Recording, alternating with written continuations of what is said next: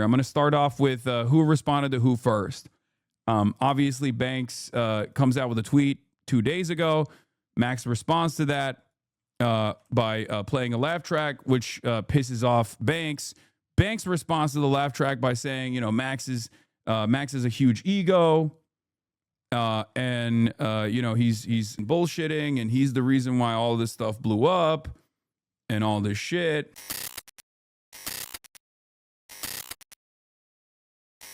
But that is why the internet's been a crazy place, man. And the reason why I'm talking about this is because a lot of people are invested in the FaZe drama that's going on. There's been a new update from Brother Banks. Obviously, I covered it yesterday as it was unfolding. And the thing is, you know, there have been confirmations of a lot of the things that that other people were saying. Basically, like, he just came out, and instead of I don't know, like, trying to defend himself or anything like that, he basically turned around and was like confirming pretty much everything that other people were saying, which is maybe not the best idea. Okay. Yeah, I know he posted the text messages under his video. I saw them too. It's pretty crazy stuff. He even confirmed saying the N-word, but he said it wasn't in a way. No, I know. It's the classic white boy trope. Okay. That's a classic. But yeah, obviously later in the day, in like 2 hours, all the other former FaZe new gen people are going to come out and talk about this as well. Talk about their experiences as well. So I'm sure that a lot of eyeballs will be on this. A lot of attention will be on this as well. Like I said, let's just get started on I guess, like, updating you on everything that took place yesterday.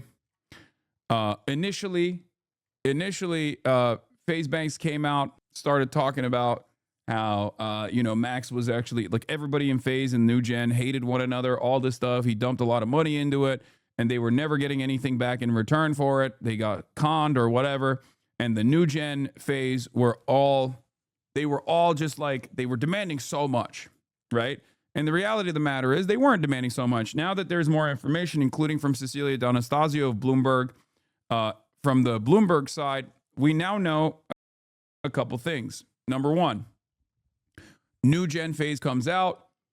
FaZe Banks, at the time, along with others, basically tries to take over the company again, take it away from, you know, Vulture Capital, take it away from you know, these big Wall Street corporations, and for a while it seems like New FaZe is actually popping off, right? Feels like New FaZe is popping off. They got all this new talent. They're all clip farming. They're doing a lot of, you know, IRL streams. They're not doing like the old school FaZe stuff, right? And it's great. Having said that, however, it seems like there's less sponsorships than ever before, even though they are more popular than ever before, right? They're not doing trick shots. They're not doing like too many. They're not really that invested in like the video game streaming side of things. They're just doing more lifestyle content, culture content. It blows up, and part of that ownership is not just Banks, but also the guy who owns DraftKings, right? And it seems a couple months ago, the guy who owns DraftKings, there's a lot of drama around Banks, and Banks officially sells his 20% ownership share of FaZe and says, I'm out, right? But it turns out maybe he wasn't out. Turns out he actually was still tapped in with the guy who owns DraftKings, who creates a management company, okay?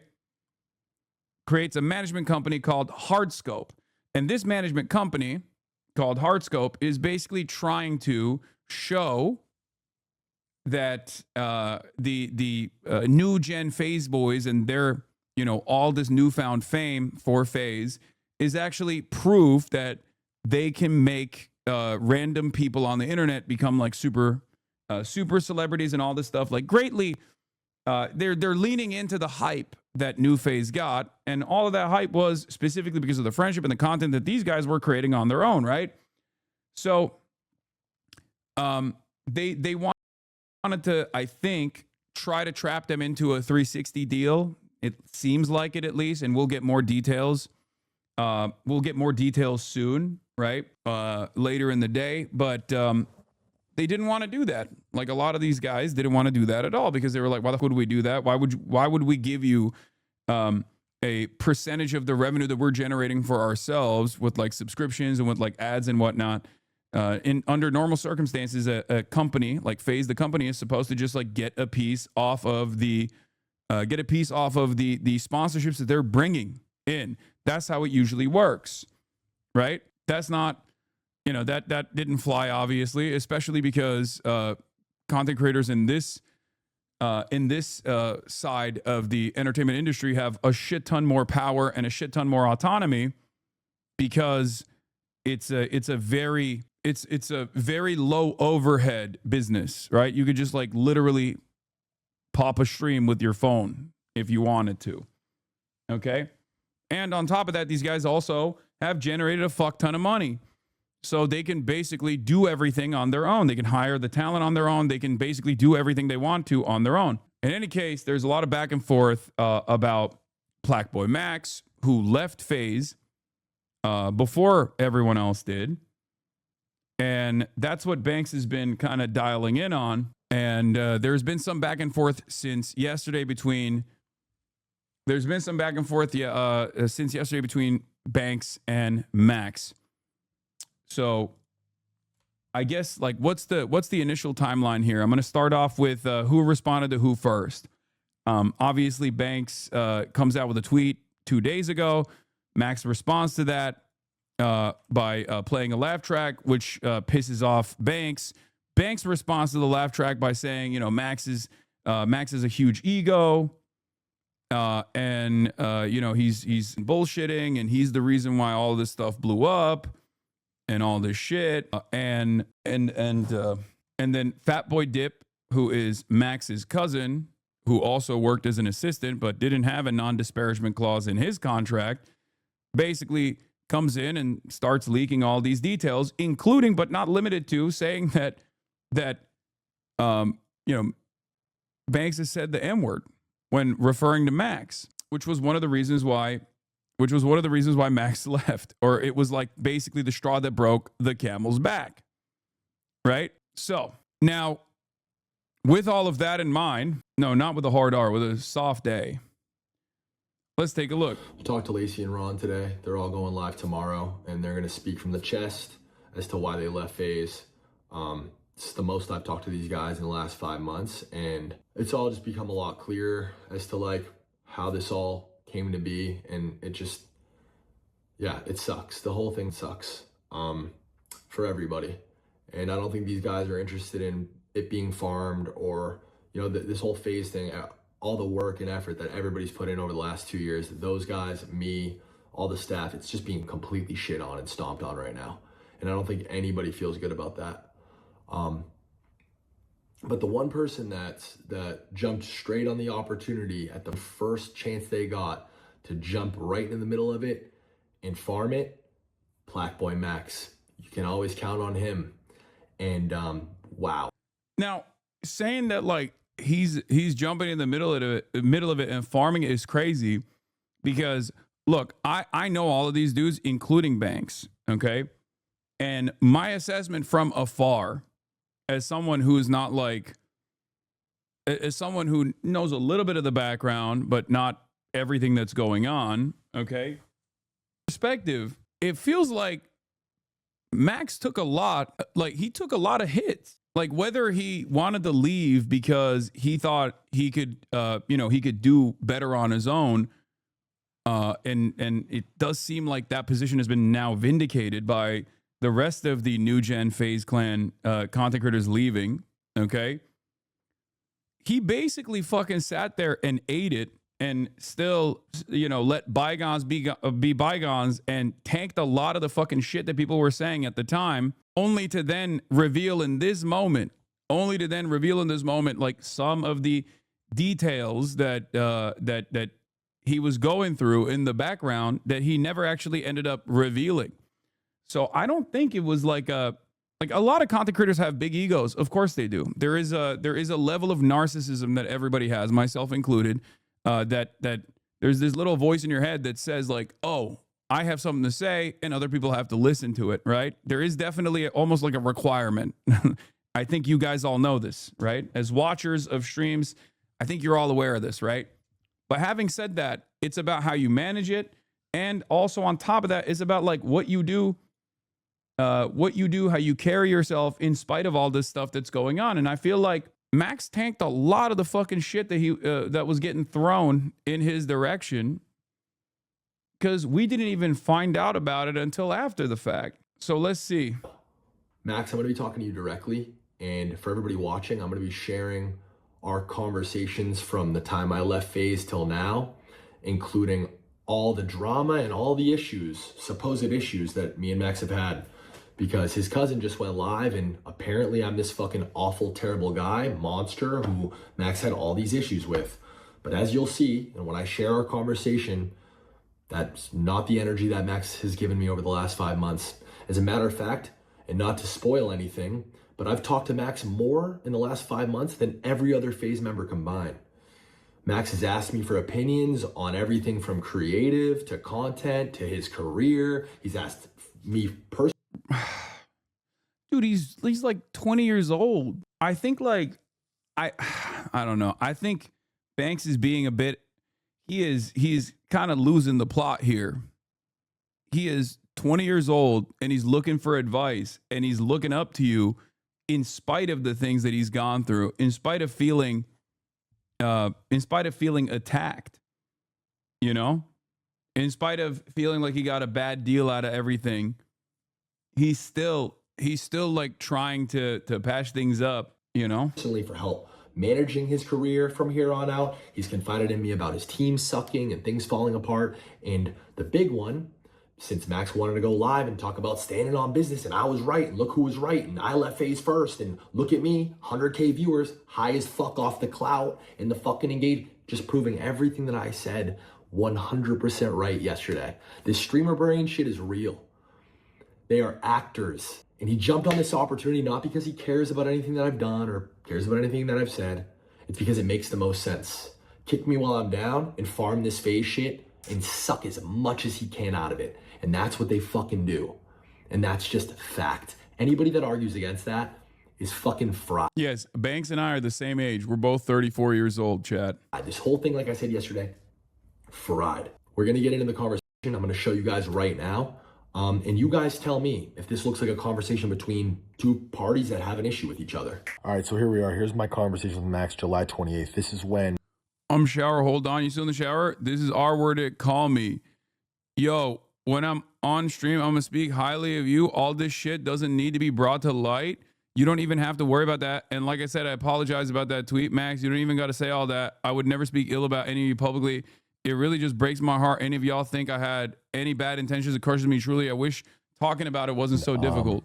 That whole thing where he heard that I said, fuck y'all, blanks. Again, this wasn't aimed toward Max. This wasn't said at Max. There was never any sort of like racist connotation toward this word being used ever. Saw people talking about hard R and shit. No, that's all noise. Absolutely not. What Max's initial response to it was, hey, stream speak highly of you. Shit doesn't need to be brought to light. You don't have to worry at all. Like I said, I apologize for the tweet. I said, Max, you don't got to say all that. I would never speak ill about anything publicly. Breaks my heart, crushes me, whatever. I'm showing you guys this. Poor choice of shirt, considering that he's being accused of saying the N-word. First of all, he's not even being accused of saying the N-word. He admits to it in this sequence of events. He's just like, yeah, I did, but I didn't mean it in like a, he openly admits to that. He says he meant it in a like a quirked up white boy kind of way where he was just like using it as a term, not directionally in a racist manner, which again is a distinction without a fucking difference. Okay. And no, the Iron Cross isn't like a Nazi one. It's just like a fucking skate brand for people who are losing their minds over this. Once again, everybody loves the aesthetics of certain things. We're talking about people dropping the N-word, and you're literally like, oh, what is he trying to tell us with this Iron Cross shirt? Like, shut the fuck up, chatters. It has no significance in this at all. Please, Jesus Christ. God damn, dude. You're so funny. Transcript for transparency purposes. I've deleted all sensitive information. Wait, what is this? What? Yeah, this past couple of weeks have been rough, bro. Overall family and dislike I'm leaving phase. And I just wanted to say, despite our disagreements and our differences and whatever, I don't want to get on the phone and chop it up with you whenever down the line soon. I definitely need some time. Just think and collect everything right now. But I want to say I appreciate you and the shit you've done for me because you have helped in many ways. And that shit is very appreciated, bro. And it's not taken for granted the slightest bit, despite whatever is happening over the course, past couple of weeks, months, whatever. And I have love for you still, of course, that's it. Last a lifetime, you know, and I don't regret being in phase a single second at all. I'm definitely glad I did this, but I think it's just time for me to part ways for sure. And I just wanted to give my appreciation 100%. So first of all, like, this doesn't make Max look bad at all. If anything, this makes you look bad for revealing this stuff while also simultaneously revealing that you said the M word. And I say this as like someone who's known Banks for many, many years. It's just like this is incredibly disappointing. And I don't want people to say, I told you so in the chat. Okay. This is fucking ridiculous. Transcript for transparency purposes. Like I've deleted. I'm looking at this as an adult. Okay. Wait, what? Why? What happened? I appreciate this voice message. This past week has been one of the worst of my life. I'll be honest. I'll always love for you, bro. I'll always be rooting for you. Did something happen? Yo, could you call me alone? I just have something I have to say. It will feel weird, wrong, off not to say it. I know it's a heavy time right now, but I got to tell you this. All sensitive information. This is him randomly saying like you called it. This is after he left. He left like August 5th or something like that. Sent me this like you called it because the T app or whatever about guys. I said guys were gonna make one about girls. Whatever. I said we should have built it. This is the typical. Too obvious law. We should that they commission a team to build it. We'd be way up. Okay. She hit me before Wham stream. That's my boy. Been telling him to tap in. Do you think that's good changes? I've been thinking about doing that for a while. He said 2,500. Nah, to be honest, Black Boy Max is iconic, but 2,500 is free. Like, you might as well cop that in case, or if you want to do something down the road with it, a project, a brand, 2,500 is nothing. 25, a pair of Balenci pants. Kind of cars we would have. This is him responding to me asking if he wants at Plaqueboy on Instagram. Asked me if I thought it was a good change. Told him Plaqueboy Max was iconic. Again, typical conversations we would talk about. You can bring if you want, of course, but it better if you slide solo. Calm shit, more of a personal combo than anything. I'm just come alone, still sliding. Yo, I still got to go to the gym. You leave tomorrow? Nah, I dip Monday. Just slide on me after the gym. No rush. I'm going to walk and grab coffee and handle a couple things around the crib. Bet. Can I pull up to you tomorrow at like 12? Today got away from me. Yeah, that's chill. You got Addy. The first time Max came over since he left, it was at the end of August. He sat with me. We talked for a few hours. I want to say he was at my house 2-3 hours. Does he use the same AAVE with other phase members? I love this community's analysis of everything that's going on here because like this is probably the least consequential aspect of this story. And the answer is yes. Yes. Okay. Yes, of course. And no, when he says Addy, he means address, not Adderall. Admitting to amphetamine abuse in text is not smart. Oh my God, you guys are so fucking old. It means address. Address. When he says you got Addy, context. It clearly, he is asking for an address to his house because they are meeting at his house.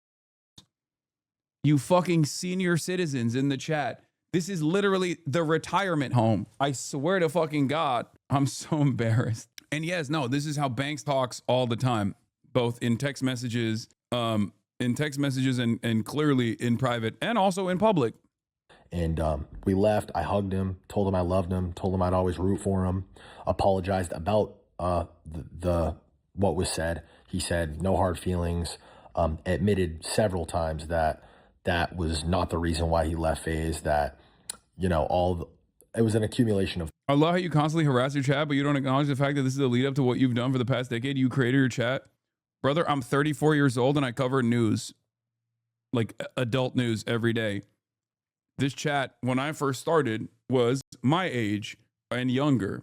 Over the time, we have gotten older. This is precisely the reason why when I cover shit like this or do any variety, many people actually get fucking mad and leave. Okay? Not realizing that, you know, variety is the spice of life.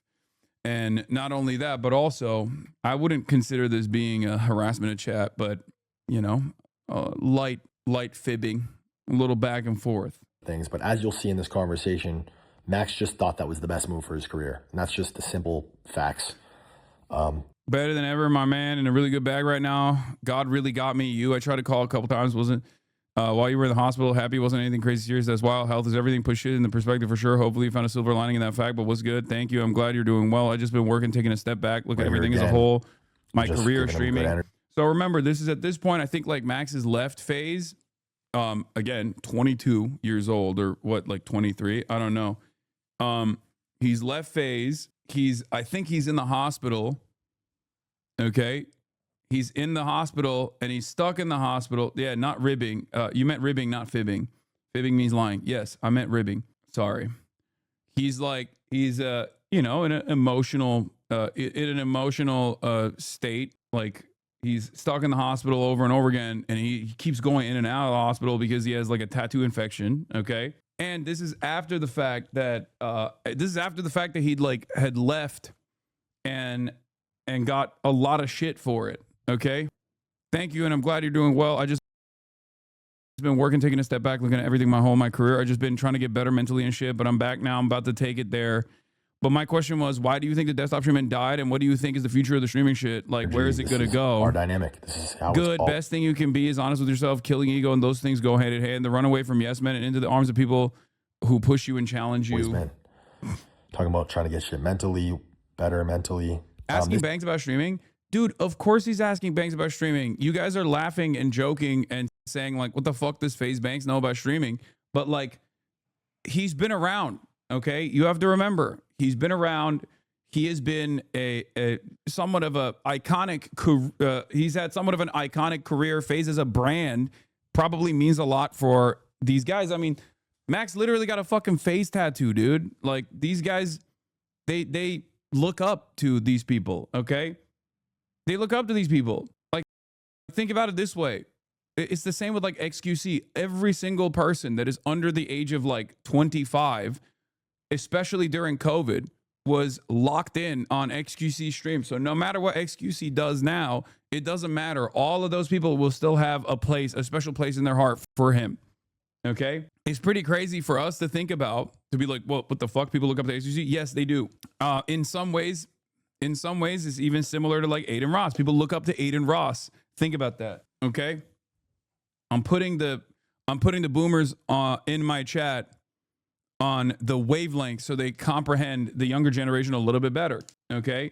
So when you see someone like Puka Nakua and you're like, what the fuck's this guy doing? Like hanging out with Aiden Ross doing anti-Semitic memes or whatever. That's where it comes from. I tried to explain it to you before. This is the first time, October 10th. This is when he first kind of started to show signs of regret for leaving FaZe. Been working on. Thank you, and I'm glad you're doing well. I've just been working, taking a step back, taking a step back, looking at everything. Again, asking me for my advice. What do you think? Desktop streaming. This is so random, but he's asking me why died because we're fast food, swipe culture, meta, go, overstimulate me. How the fuck is a streamer meant to hold the attention of a massive audience when TikTok is a thing?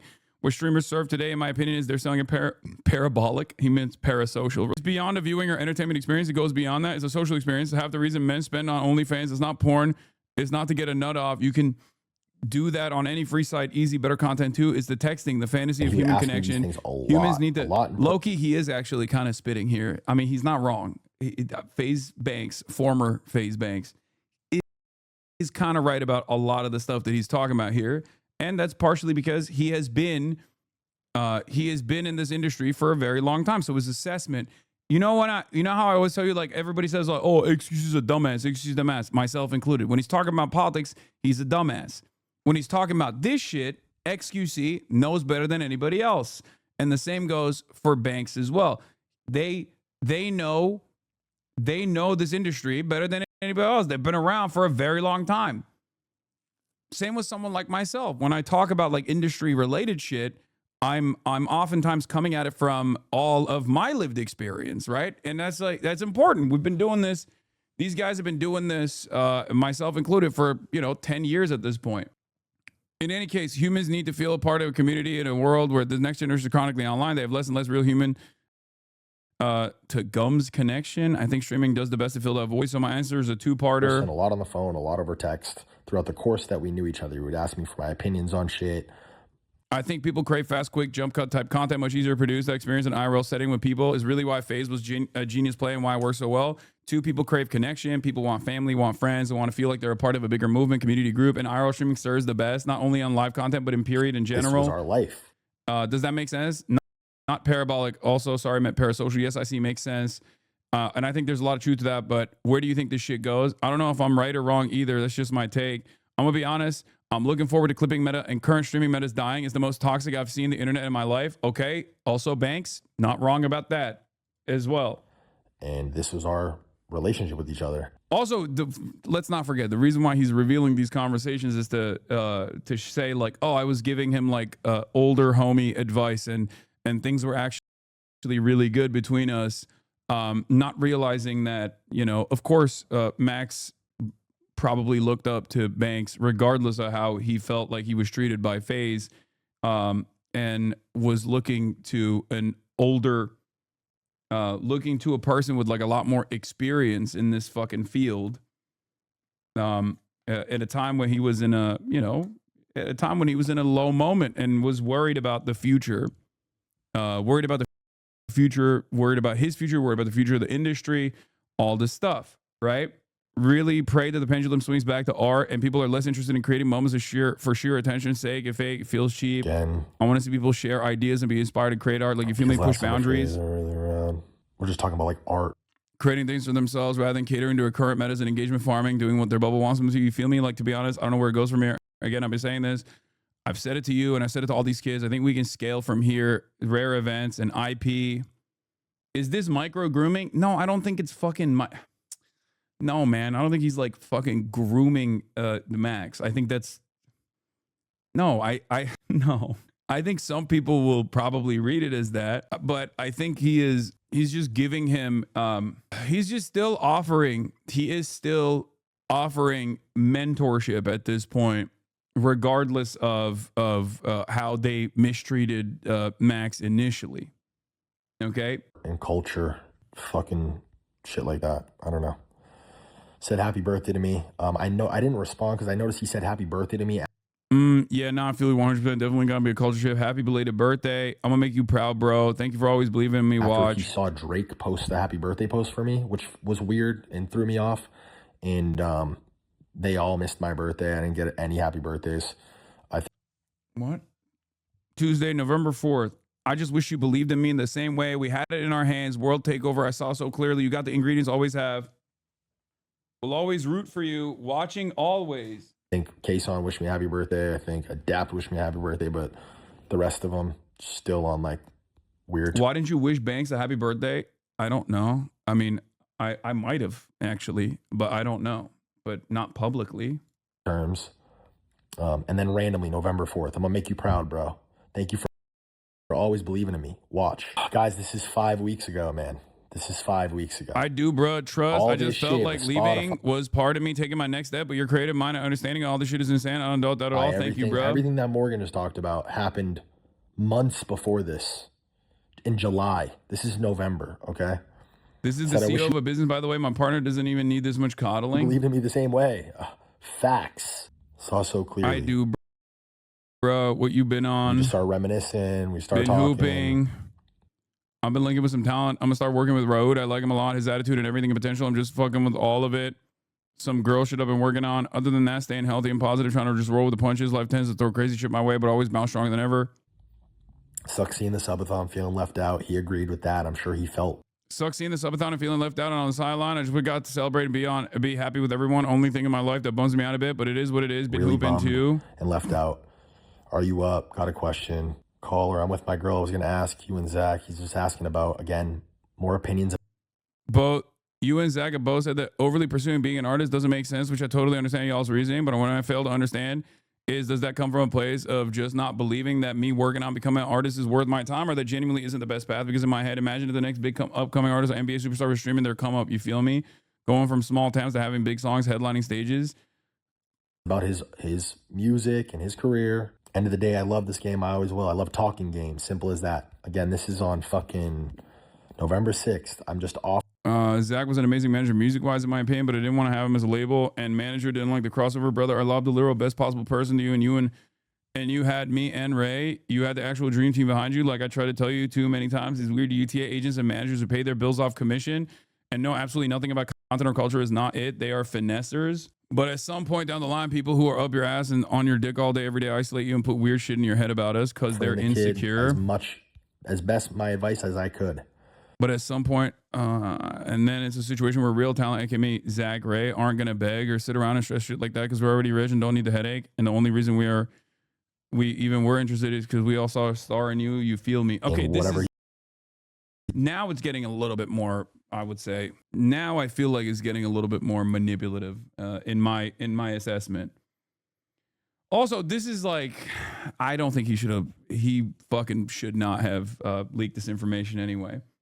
I definitely made some mistakes along the way, but bro, being fully 100%, I got bad trust issues that I need to go to therapy for. And when all that shit was going down, when me, you, and Zach got on the phone, it just felt like it left a bad taste in my mouth. Pause. But I just know how nice you guys are. That's why I asked y'all questions. He's asking. You guys can stop, pause, read the whole conversation if you want. Like, it's people who depend on a 10% commission for a random shitty Nike ad versus us who want to work our asses off to find you to eventually do a Jordan 1. Nah, yeah, shaking my head. Shit makes me sad. You live and you learn, but damn, brother, you're so young and nobody holds it against you. Like, it's not unrepairable or something. We can't talk about it at some point. So I think here at this point, he's they're having a conversation over like who gets to manage Max, and Banks is saying that they have more understanding of like where culture goes, and they can be a more comprehensive, like full service 360 manager rather than like the UTA guys and all these other people that are in their corners. And there is a little bit of truth to that as well, because like a lot of the fucking, as from my experience as someone who has been rep by agencies for the last 10 years, yes, agents are always just gonna throw work your way for commission, and they're not necessarily as up to date on your brand and are not as hands-on. And in most circumstances, it's basically just like the work you bring in by who you are is what agents rely on for the most part. And that management, I hope you're getting a better deal, Hasan. This seems like a Shark Tank, brother.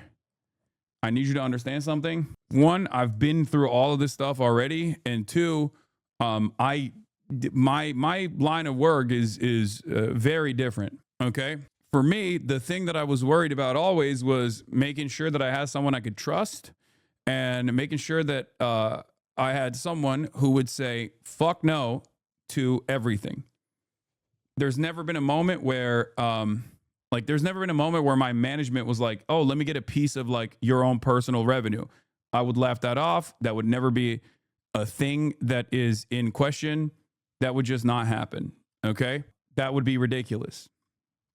And for the most part, this is part of the reason why I also was, I also chose to stay independent throughout my streaming career in general. But then again, when I got into this business, I was already like 26, right? And I had worked a normal job already, like a real, adult job. I worked under someone. I had, I already had like made up my mind about what I wanted to do. Whereas these guys are very young, and I did not blow up very fast. It took a long time, slowly but surely, for me to get to the point that I got to. And that is why I always wanted to make sure that I maintained my editorial independence, maintained my longevity. And that's the reason why the Piker Broadcasting Service is sponsored by you, the viewers, for you, the viewers. This revenue stream, this revenue model of voluntary subscriptions, in my opinion, is the most resilient way to build a one-stop shop and a media operation, specifically on the political commentary side. I mentioned the nepotism too to ward off the Clippers. No, the Clippers will come after me regardless. And nepotism aside, it still doesn't matter. It was like, there was a real adult job component associated with my work at the Young Turks when I was doing ad sales, right? I remember when you were excited about 2K viewers for gaming. Yeah. Thank you, Open Presents, for the 25 gifted. Hey, reminder, I don't know if you know this, but your stream sucks ass, says Fruey7. Thank you for the reminder, Fruey7. Yeah.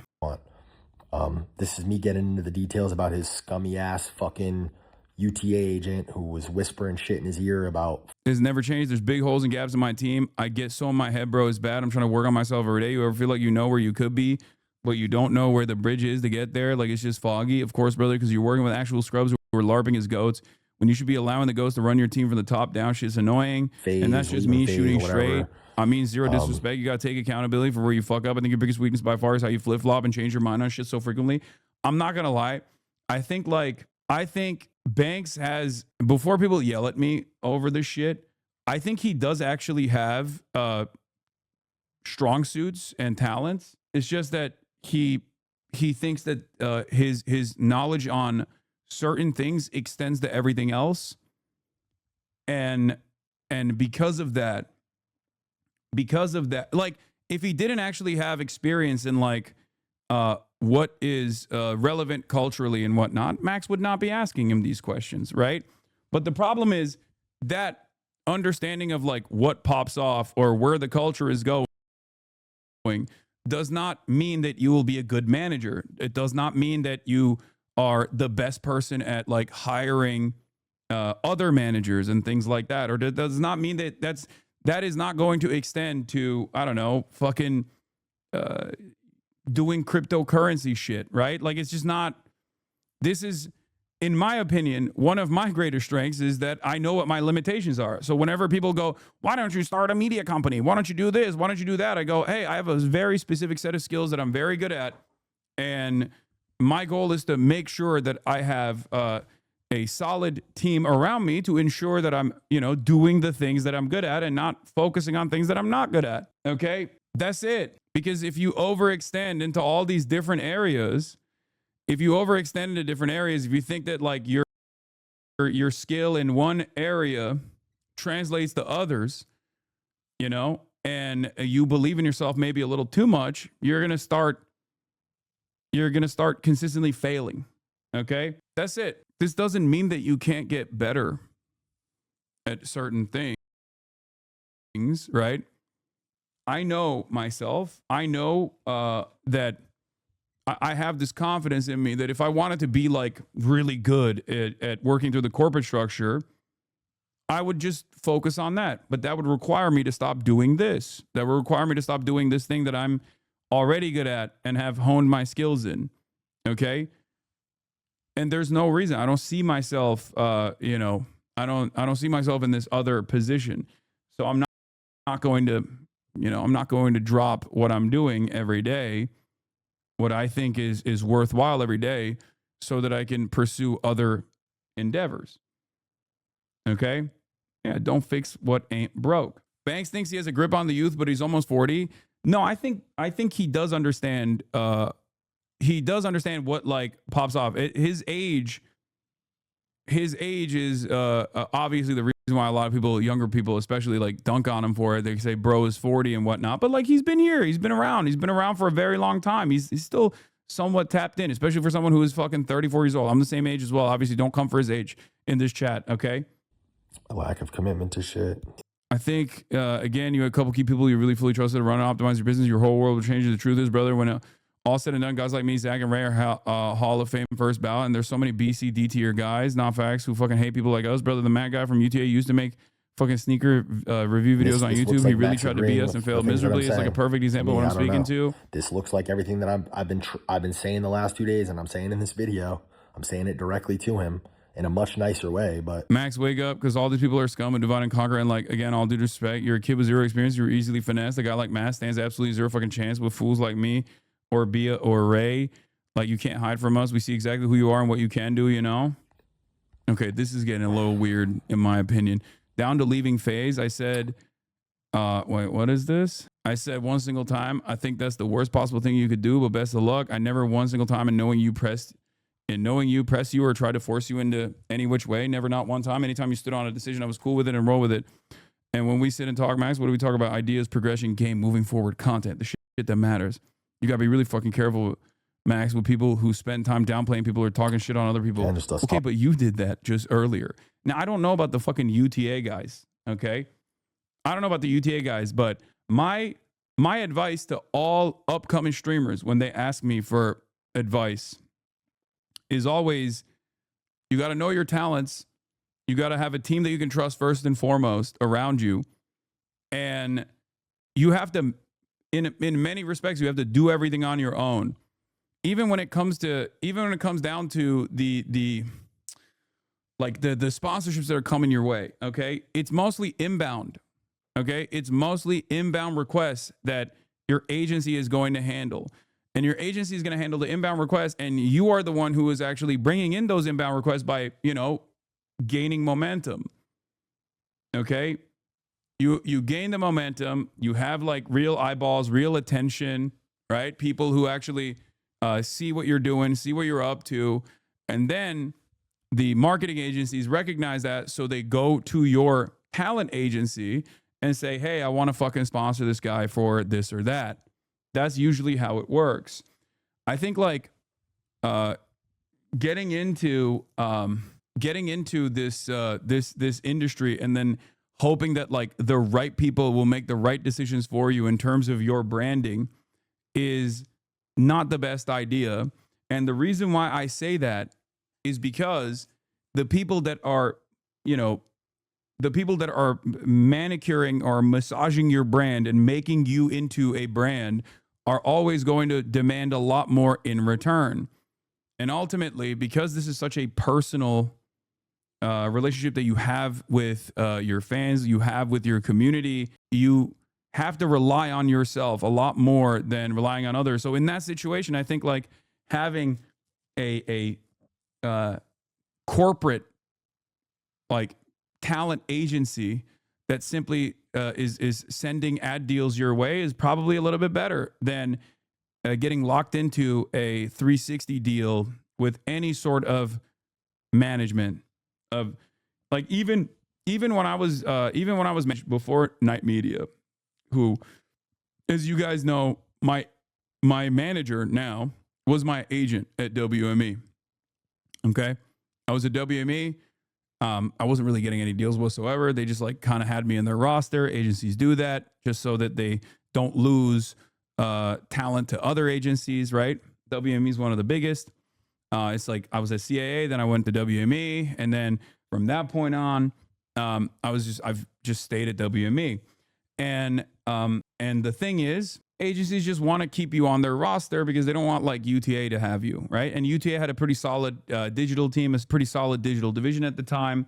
But one of the lower ranking agents on my team, which was a big team at WME, who then became my manager later, approached me while I was live streaming one day and was like, "Oh, you're our talents." And I was like, "Yeah, you ain't doing much for me." And then he basically was like, "No, you know what? If we don't do enough for you, we're going to lose you." So then he started actually working with me. And then 2020, COVID election cycle happened, obviously blew up. And he was there throughout that process. And that is the reason why I chose to stay with him even when he left WME to become a manager.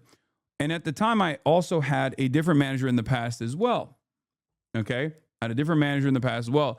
And what I learned back then is that managers, if you don't have a really solid manager, okay, managers are not bound by any sort of legal boundaries that talent agencies have.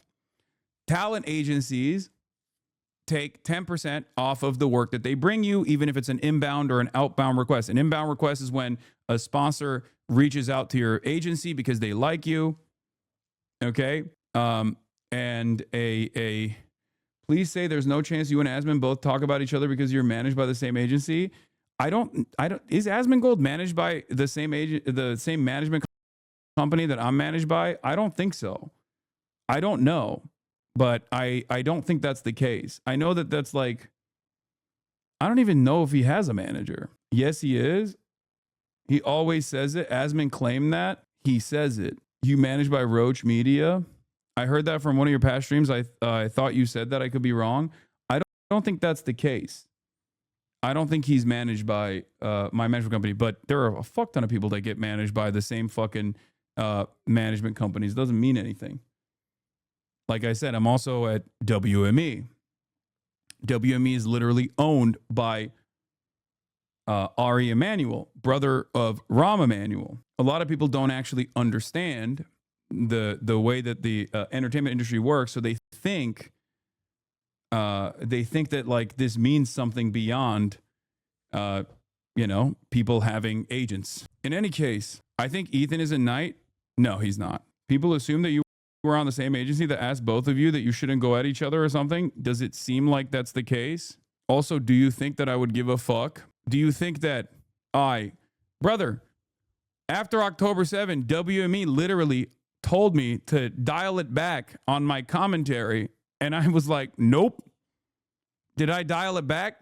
No, I didn't. WME straight up was like, you're getting a little too hot for us right now. I was like, okay, well, I'm going to keep doing what I'm doing. And guess what? They didn't fucking drop me. Do you understand? Do you feel like a person such as myself is going to have any kind of editorial restrictions, allow any kind of editorial restrictions beyond what I openly talk about in terms of service violations? Fuck no. Abso-fucking-lutely not. Also, me and Asmongold going after one another only benefits him. It doesn't benefit me at all. What kind of fucking benefit does that have for the adults that are coming here for political commentary? They don't give a shit about Asmongold. That's why the community fucking lights on fire whenever I talk about Asmongold. They're like, who cares? Stop talking about Asmongold. His community loves when Asmongold talks about me. My community hates when I talk about Asmongold. In any case, I don't know how the fuck we got to Asmongold anyway. This is so dumb. You have a lot more haters than you have fans? No, you're fucking delusional if you think that's the case. It's just that my haters are a lot louder on the internet. I have a lot more fans than I have haters. 100%. It's just that the haters are very online and very loud on the internet. Anyway, so as far as like inbound and outbound deals that we were talking about, like that's what they're supposed to do. That's what agents are supposed to do. Managers can also like manage you as a brand as well, but it's a lot more comprehensive. There's a lot more comprehensive in that management, and there's no like there is technically no legal limit to how much of a percentage they can get or what kind of revenue they can get off of you. They can literally demand a percentage of the revenue, all revenue that you're generating, for example. You can't put that in a separate bracket with management. And that's where things get tricky. And that's precisely the reason why a lot of the management side of this industry, I'm putting you on game right now, okay? A lot of the management side in this industry can be very predatory, very exploitative, okay?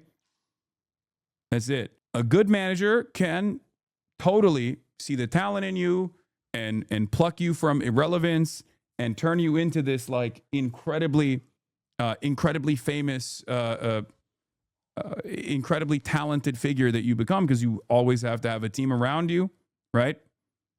Having said that, ultimately it still comes back to your own personal talents and your own resilience, your own intensity, your own interest in like continuing to push through everything, through all the highs and lows. Anyway, but this conversation that's taking place here, in my opinion, is just like banks basically saying like, oh, look, we have a lot of skill. We know what pops off. We know what's we know what's cool. We know the culture a lot better than your agents do. And there is truth to that statement. Of course, banks knows. Of course, banks knows a lot more about the culture than fucking a random UTA agent does. But that's not what a UTA agent does anyway. UTA agent is not supposed to mold you and turn you into the talent you end up becoming. A UTA bring deals your way constantly, and that's how they make their money. So I know what to do, bro. I just feel like I'm stuck, but I appreciate this convo. I'm gonna figure it out. When I first joined, I'm not gonna lie. Like last summer was the happiest I've been. I was doing shit together, living life, creating. Shit's been cool since I left. I've been smooth sailing, but I just don't feel like I'm progressing nowhere, and I don't feel like creatively I'm really doing anything. And I realize how weak mentally I am to be able to allow others to sway my mind so easily on certain things. Unfortunately, oh God, that makes me kind of sad, dude. Bro, I It's just just feel like like, I'm stuck. I appreciate you for this conversation. When I first joined, I'm not gonna lie, last summer was the happiest I've been. Just feeling doing shit together, living, creating, shit been cool since I left. I've been smooth sailing, but I don't feel like I'm progressing nowhere. Whatever. Again, expressing regret for leaving. like I didn't think it was like bad. Like the advice he was giving initially was bad in general, but I think like at this point he's just like it does come across like he has an agenda, and the agenda is like come back to me and like Zach Bia and Ray, and we will manage you instead. Like we know what's best, and there's truth to like them understanding culture, obviously, right? They are super fucking tapped in. They are linked up with every single celebrity on the planet. So there is truth to that for sure. But that doesn't necessarily mean that they would be the best managers or have his best interest at heart. Okay. And also in this situation, he's like obviously in a very mentally vulnerable state. Yes, Zach be a king of the night. So if you want, and if you feel you need to do an entire audit on your team and you need a fresh start, I'll talk to Zach, I'll talk to Ray, and we can maybe make some, maybe we can figure some shit out. I think personally it would be the greatest gift to your life. But if we ever were to work together again, you want us to be all in and give you 100% of what we have, you'd have to let us do our jobs and trust us. We can't have weirdos between our shit. We cannot have drama or lack of trust. We got to lock the fuck in, trust, and get busy. I'm open to it, but you need a lot from you because, to be honest, we all just feel crazy because it should have been like that a year ago. We'd be in the craziest spot right now. And don't beat yourself up. Fuck the work shit for a second. Human to human, Max, your kid, bro. It's a shame on them, to be honest. It happens more often than it doesn't. Why you think I spam to y'all? I've been there, done this, and been fucked by corporate suit type guys. How many times you heard the story? Guys, I know how it goes because, brother, I got manipulated and fucking scammed out of my entire company by guys who convinced me it's the way it happens. You live and you learn. Why you think I have no love lost with you? Why do you think I'm not bugging out, mad at you? But it's like, damn, bro, how let this happen? I lost the plot badly because I know what it is, bro. Like, you got to definitely take responsibility, but I know what it is. Right. Yeah, it's definitely on me for sure. Like, I fucked this whole shit up phase, everything. Like, damn, I talked to them this before subathon a couple weeks, but they didn't want me back. I understood. They don't owe me anything, to be honest, but I just know what I offer. And I think everything would go even crazier, but ultimately this on me. I'm still cool with everybody though. I show love where I can, but more than anything, I did miss working with you and Ray. Like I said, the N-word and the contract shit threw me off bad, bro, but I'm past that. And we talked about it, so I don't give a fuck. And I get your POV. This right here is one of the craziest fucking parts about what FaZe Banks, or formerly known as FaZe Banks, now known as Ricky Banks, was revealing. Okay. This, like, when I first heard about this, like, I thought that it was kind of fucked up that you got a 22-year-old talented kid who's a streamer, and he wants to also be like a musical talent. You know, he wants to be a producer, and he's blowing the fuck up. And in the process of blowing the fuck up, they try to pin him down on a contract that he doesn't like that much, while telling him like, oh, the people around him, the people he's surrounded himself with, are not good for him. And there might be a little bit of truth to that as well, right? But it's fucking crazy that, like, in that same process, like, he gets a bad contract, he doesn't like the contract, and also gets called the N-word, regardless of what the intent of the deployment of the N-word is or not. It doesn't fucking matter. It's completely ridiculous. Okay. Everything. Damn. And like revealing this stuff, unironically makes Banks look far, far worse. Wow. Talked to them before the subathon. Want me back. They didn't want him back, like I said. Still cool with everything. I dead miss working with you and Ray. And like I said, the N-word and contract shit threw me off bad, bro, but I'm past that. And we talked about it, so I don't give a fuck. His words, not mine. His words, not mine. Like, I don't know why he thinks this doesn't make him look worse. Like, you got a young dude straight up saying, like, showing maturity in a place where he doesn't really need to. You know what I mean? Like, if anything, this makes Max look more mature. I don't know. I don't know all these guys that well. Okay? Including Max. I've known Banks for a lot longer than I've known Max. Okay? And you have a set of responsibilities if you want to be in a managerial role. You have to recognize the respect you command from the people that you're working with. You have to, you can't be doing stuff like that. It's fucking crazy. You can't be doing stuff like that. And then also you can't be doing stuff like this either. Okay. Max responded to this. I joined FaZe at 20. I respected Banks. After I left FaZe, Banks would call me saying I needed him and my career is falling off. He took advantage on the fact that I was depressed and in the hospital. At one point, I let all the calls get to me and asked to join FaZe again, but I kept going. And in November, I was introduced to a manager who helped me realize that a lot of the things he told me were lies. I've since leaving, worked with bigger guests and brands, and have a 2026 plan that is only even bigger than what I've accomplished so far. Thank you. I love you guys. Pray every day and follow your heart.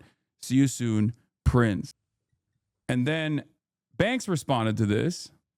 Not a liar. I just went against you and stood up for my... Oh, wait, sorry. Banks responded to this, said, Plaque Max is a liar.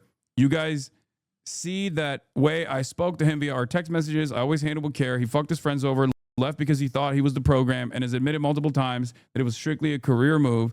This kid thinks he's Travis Scott, and it's a shame it's come to this. Lying on / dragging someone who's only ever helped you. Botting views. It's a joke.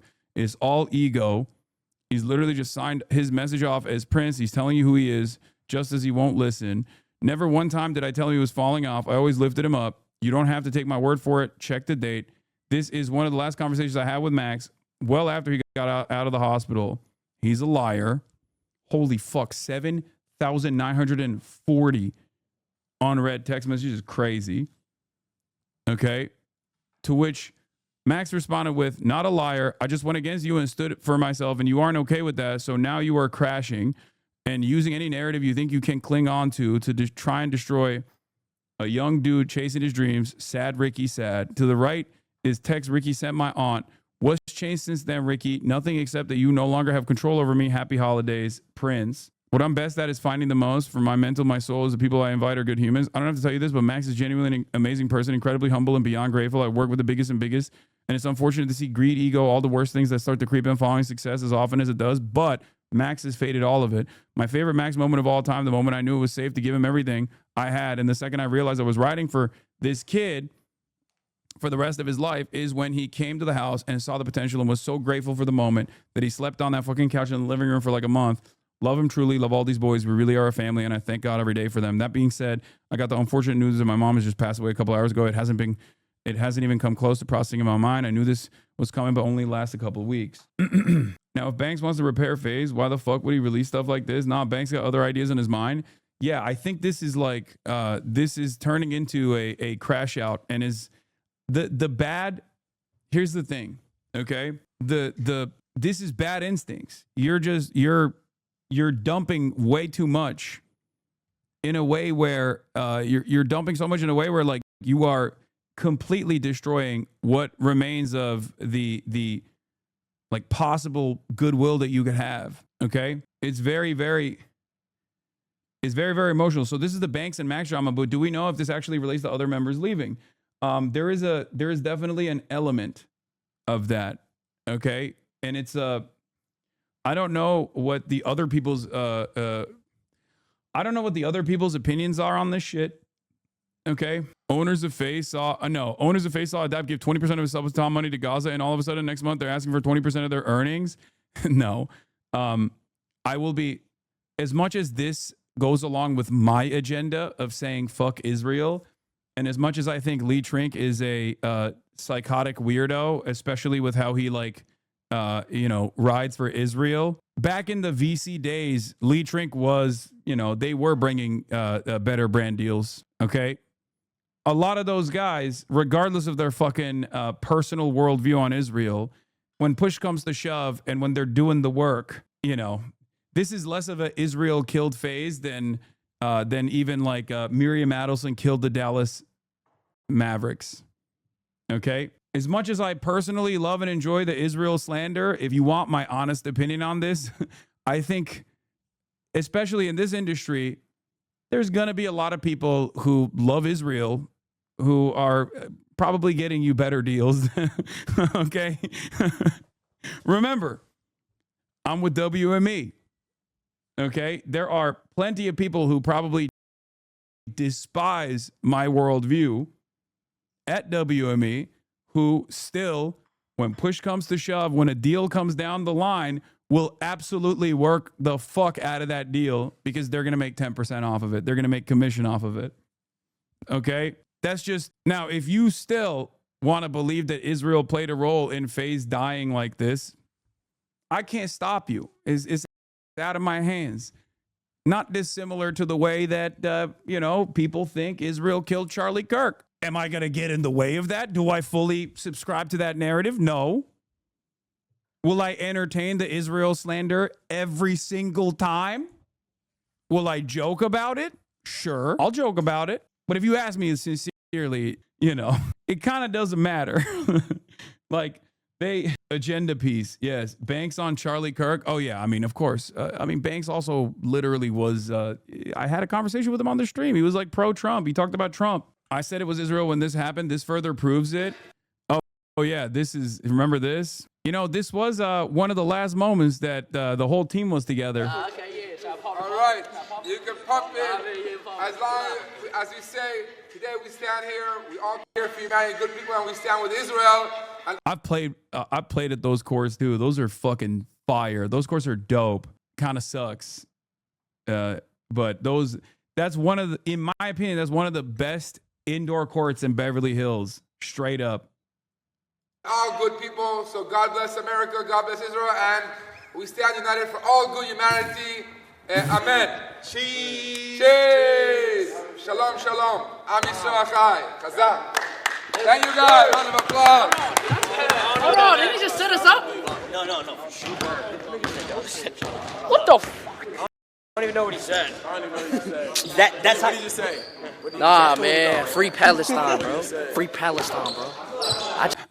Okay. Anyway, that's that's nephew, W nephew. Yeah, they all were not about that lifestyle at all. But that was literally fucking January 2025. Okay. Yeah. Max also said the same thing too. W Xavier so based. Yeah. I think Banks is okay to feel betrayed, but he's doubling down on bad principle because when you do good things, you don't do so expecting things in return unless it's on paper and both sides mutually agree to it. Is evidence that they both no longer agree, and airing dirty laundry is just ugly. I mean, dude, at the end of the day, you can't both give homie advice while also simultaneously expect material compensation out of it. Okay. That's the problem. If you are an elder with who commands the attention of a lot of people, who's been at this game for a very long time, you have to remember who you are. You have to remember the position that you have. Like, I sometimes give these guys advice. There is no expectation in return. You know what I mean? What the fuck? No, I'm doing that because I want to help them out. I'm not doing that because I want to fucking become their manager or some shit. Of course you want to give advice to younger streamers who are going through similar things that you went through. Your experience is valuable in that regard. And especially when these guys are opening up to you or they want, they look up to you or they want your advice on certain things. Like, you should never air that. You should never air that dirty laundry. That's number one. And number two, that should not extend to that shouldn't tie into any sort of additional expectations. That shouldn't tie into well, let me just manage you. Like, being a mentor is being a mentor. You shouldn't want something out of that beyond that. You're doing it because you want to help them out. You're doing it because you don't want them to fall into these traps. For me, I think one of the biggest reasons why I was maybe there is one of the biggest reasons why I'm phasing down is even before all this stuff came out, is because I'm single and I will never be in another relationship again. Oh, what the fuck? This dude's going to need a lot more anime to make up for. This dude's going to need a lot more anime to make up for that. Oh God, that sucks. I really hope he's all right. Okay. So I'll look into that in a little bit, but my point was, these are people who are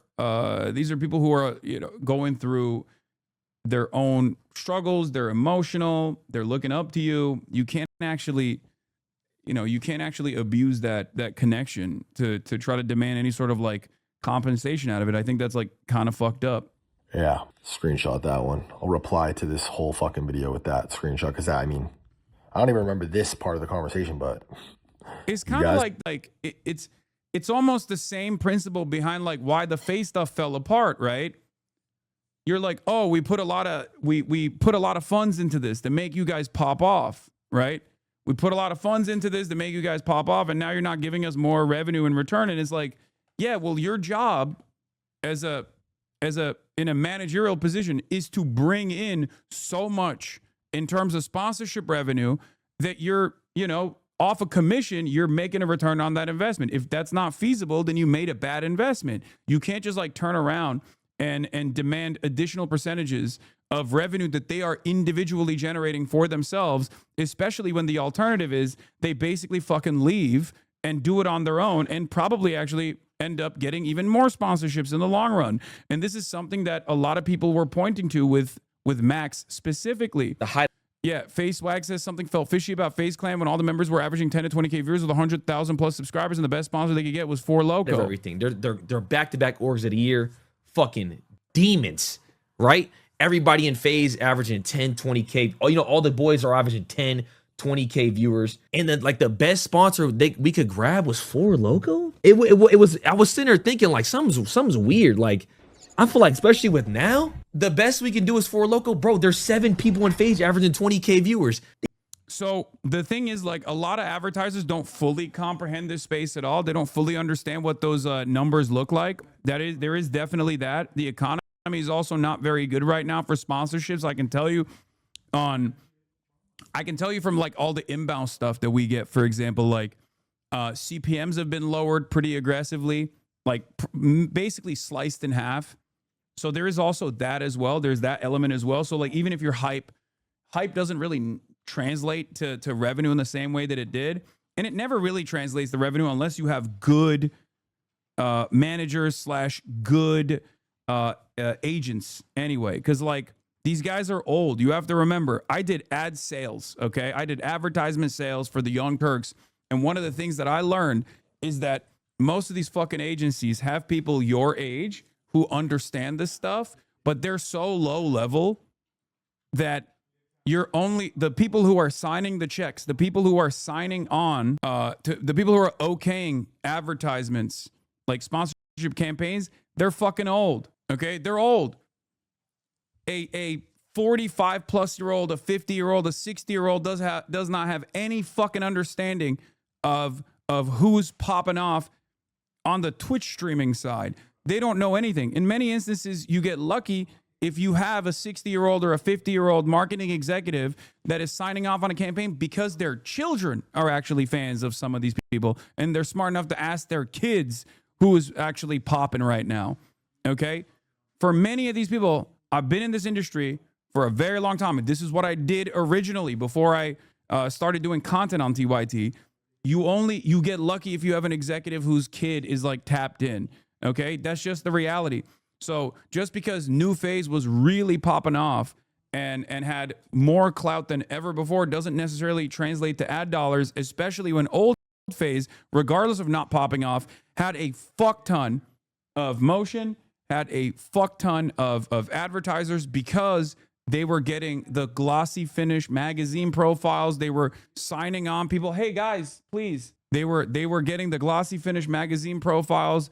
They were signing celebrities and shit. They had a lot more brand recognition in legacy media. Okay? Now, that doesn't translate the real clicks, clearly, because if that did, then old FaZe would have been popping off as well. And I can give you this from my own personal experience as well. I get a shit ton of magazine profiles and things like that. That doesn't translate to real viewers at all. It does, however, put me in front of people in the media that are in positions of power. It changes their minds. They go, oh wow, this guy actually has something worthy to. This guy actually has something to say that we should be listening to. But it doesn't actually turn into like those 40-year-olds coming here and watching me, right? I've said this before. Going on Theo Vaughn's podcast or going on Joe Rogan is 100,000 times more valuable for anyone on the internet for real viewership that translates to real viewership and real interest in whatever you're doing than a million magazine profiles. It's a very different it's a very different type of branding. It's a very different audience that you're in front of. Okay? So just remember that. Okay? Remember that. It's kind of funny though that like a lot of these guys are going, oh, sponsorships dried up when the bots left the building. No, it has nothing to do with fucking bots. Okay? Whether you suspect them of botting or not, it's ridiculous. It is utterly irrelevant. Those numbers and those analytics justify the CPMs, but that's it. They justify what the dollar sign is at the end of the marketing campaign, but that doesn't actually open the fucking doors. No 60-year-old understands what like a 25,000 concurrent live streamer actually means in the real world in comparison to like Nielsen TV metrics, okay? They're 60. They don't understand any of this shit, okay? They don't understand any of this shit. Younger people barely understand this stuff. People our age, especially with how diverse the media landscape is now, they barely understand what is valuable, what is good for audience retention, especially when there's new or newer platforms popping up like Twitch. Twitch is a relatively new platform. It's not new for you. You've been here for a very long time. You've been watching for a very long time. But the reality of the matter is, if you went out in the professional world and you said you're a Twitch streamer, even people around our age and younger are going to be like, I don't know what that is, really. Okay? These motherfuckers, they should have been on a cover of cereal boxes. Like, I was sitting there like, wait, there's something's not making sense. Like, how the fuck, like 2 years ago, did we have Porsche and McDonald's? Ron has 35K viewers building a hot. I remember I called one of the internal people. I said, yo, Ron is averaging 35K viewers building a slide in the back of the backyard. It should be a Nike slide. Why is it not a Nike slide? The boys are at the height of everything. They're back-to-back orgs of the year. So they had real world motion, but I think FaZe as a brand had fallen by the wayside in the marketing side of things. Okay, that's it. That's the reason why this happened, in my opinion. So under new management, they didn't get like a lot of they didn't get the same looks that they were getting under the old management, but the old management was sucking in terms of making content that people were tuning into. No disrespect. I know a lot of the old FaZe guys as well. Bots can't buy Nike shoes, man. It has nothing to do with bots. Okay. I think the reason why a lot of the blue chip advertisers pulled out of FaZe was because of the explosion of FaZe as a SPAC and the mismanagement in general throughout that process that caused a lot of these blue chip advertisers to basically pull out. See it. And what do I say? And like I said, it's all love, all due respect. You can program a bot to make a purchase. Okay, you guys are being ridiculous. Okay, did you just say a slur? What do you think? Do you think I just said a slur? Be honest. Do you think I just randomly decided to blurt, just say a slur? SPAC sounds like a slur. No, it's not a slur. Okay, it's like a IPO for a company that isn't IPO ready. Okay, you're right though. It does kind of sound like a slur. Anyway, so yeah, if you want to see whether or not I actually said a slur or not, you can use the rewind function, and you can use the rewind function as long as you subscribe to the Piker Broadcasting Service. That's right, ladies and gentlemen. The Piker Broadcasting Service is sponsored by you, the viewers, for you, the viewers. And you can rewind if you actually subscribe. Anyway, monetizing slurs now. Shaking my head. Just go to Kick already. You got it. So let's get back to the video. I promise you, Max. It's one of those things that could be a positive. I'm just staying optimistic. Talking to him about getting him back in FaZe, about getting him back on the track he wants to be on, whatever. Mick like, Babewitch, thank you for the 25 gifted. I haven't even read this until right now. Like all of it. Maybe this week in my crib, I have some ideas. I'm with you. Mentally taxing, I know. More responsibility for sure. What do you think about the Rakai music video? Right. Again, randomly just asking me about Rakai, some music video shit, chop it up. Dude, he just keeps bringing it back to, let me put you on with myself, Zach Bia, and Ray. And I think Ray is Ray's corrupted mind, I suspect. And he just keeps saying it over and over again. I don't think this looks good for him at all. Like, I guess it's dependent on whether you think this was worthwhile. Like, whether you, as the onlookers and the outsiders, think that this is a worthwhile collaboration or not. But it just kind of feels like he wants to like manage him. He wants to manage him over and over again. And it turns away from like older brother advice to a person who is saying like, I'll manage you. I'll manage you. I'll manage you. Leaning into Twitch. What is this question? What do you think about the Rakai music video and that type of shit? Doing music over creators? Yeah. I mean, if her vibes, I'll fuck her. I'm unfamiliar. And no, I don't think it takes it away. I think it's all case by case. Like exactly the point I've been trying to make with you. Leaning into Twitch culture, which other prominent creators are smart to keep you culturally relevant on the side of streaming, with a nice even blend of leaning into broader music culture, doing real shit with real artists, and the result that you do in both of those things with a good balance and obviously premium quality content, you become in this bridge between both industries and markets, which I've been saying is easily where the most of your potential is, in my opinion, because nobody else offers that and is doing that one-on-one terms of whatever the fuck you want to call that, or 1 of 1 million people trying to take a share of a dying hip-hop market. It's not even close. That's why it has nothing to do with you. Nothing to do with believing in you. Rather, it's just obviously, at least in my mind, the move / where focus and effort should be. And I think anyone that either doesn't see that or pushes you in any other direction should be fully ignored because they just don't get it. And most won't. 99% of people won't see it. Find the 1% that does align. My take. Opinion. Get what you're saying. Thank you. What time tomorrow? He comes to my house on November 7th. Oh, fuck.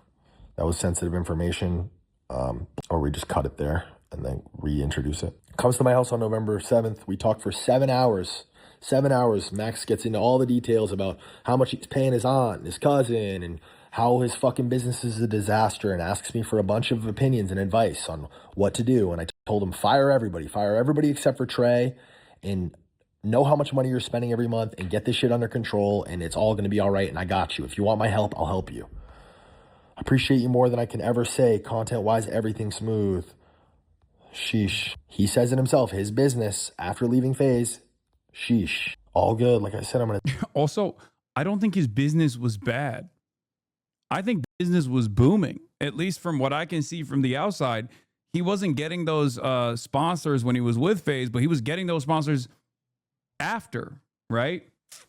So, yeah, his viewers dropped off crazy right after FaZe, Hasan. Then it came back. Exactly.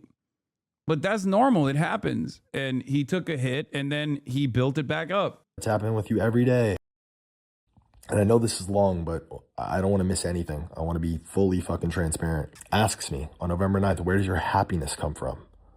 I'm most happy when I find myself working towards a goal with people I fuck with, when I'm learning. I think happiness comes from more of the process and experience and the result. I think life kind of like listening to a song. What's the point of listening to a song? Is to rush through the end and complete it successfully, or listen to the song? No, of course not. The entire point is to feel it, experience it, to sing and dance through it. Huge emphasis on when I'm learning. And as a man, I feel like if you're not elevating mentally and physically, then naturally you feel like shit / off. Should always be elevating and learning, trying and failing. Call me. I have 15 minutes. Again, guys, does this look like a Just don't spiral. Remember when I said, end of the day, you're infinitely further ahead than you ever thought possible. Thank God for this experience. You're beyond blessed / lucky. He's spitting pure BS, lol. No, he's not. He's not. I think the goal of why... No, he's not. No, he's right. He is right about that. This is the only part of the statement where he's saying correct shit. He is giving good advice. The problem is, like, is the advice for nefarious purpose?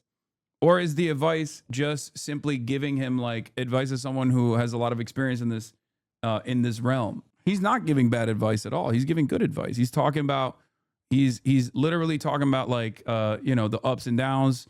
He's talking about how it's fine. You always have to self-improve. I agree with that 100%. It's something that I say all the fucking time. The difference is I give it to you for free.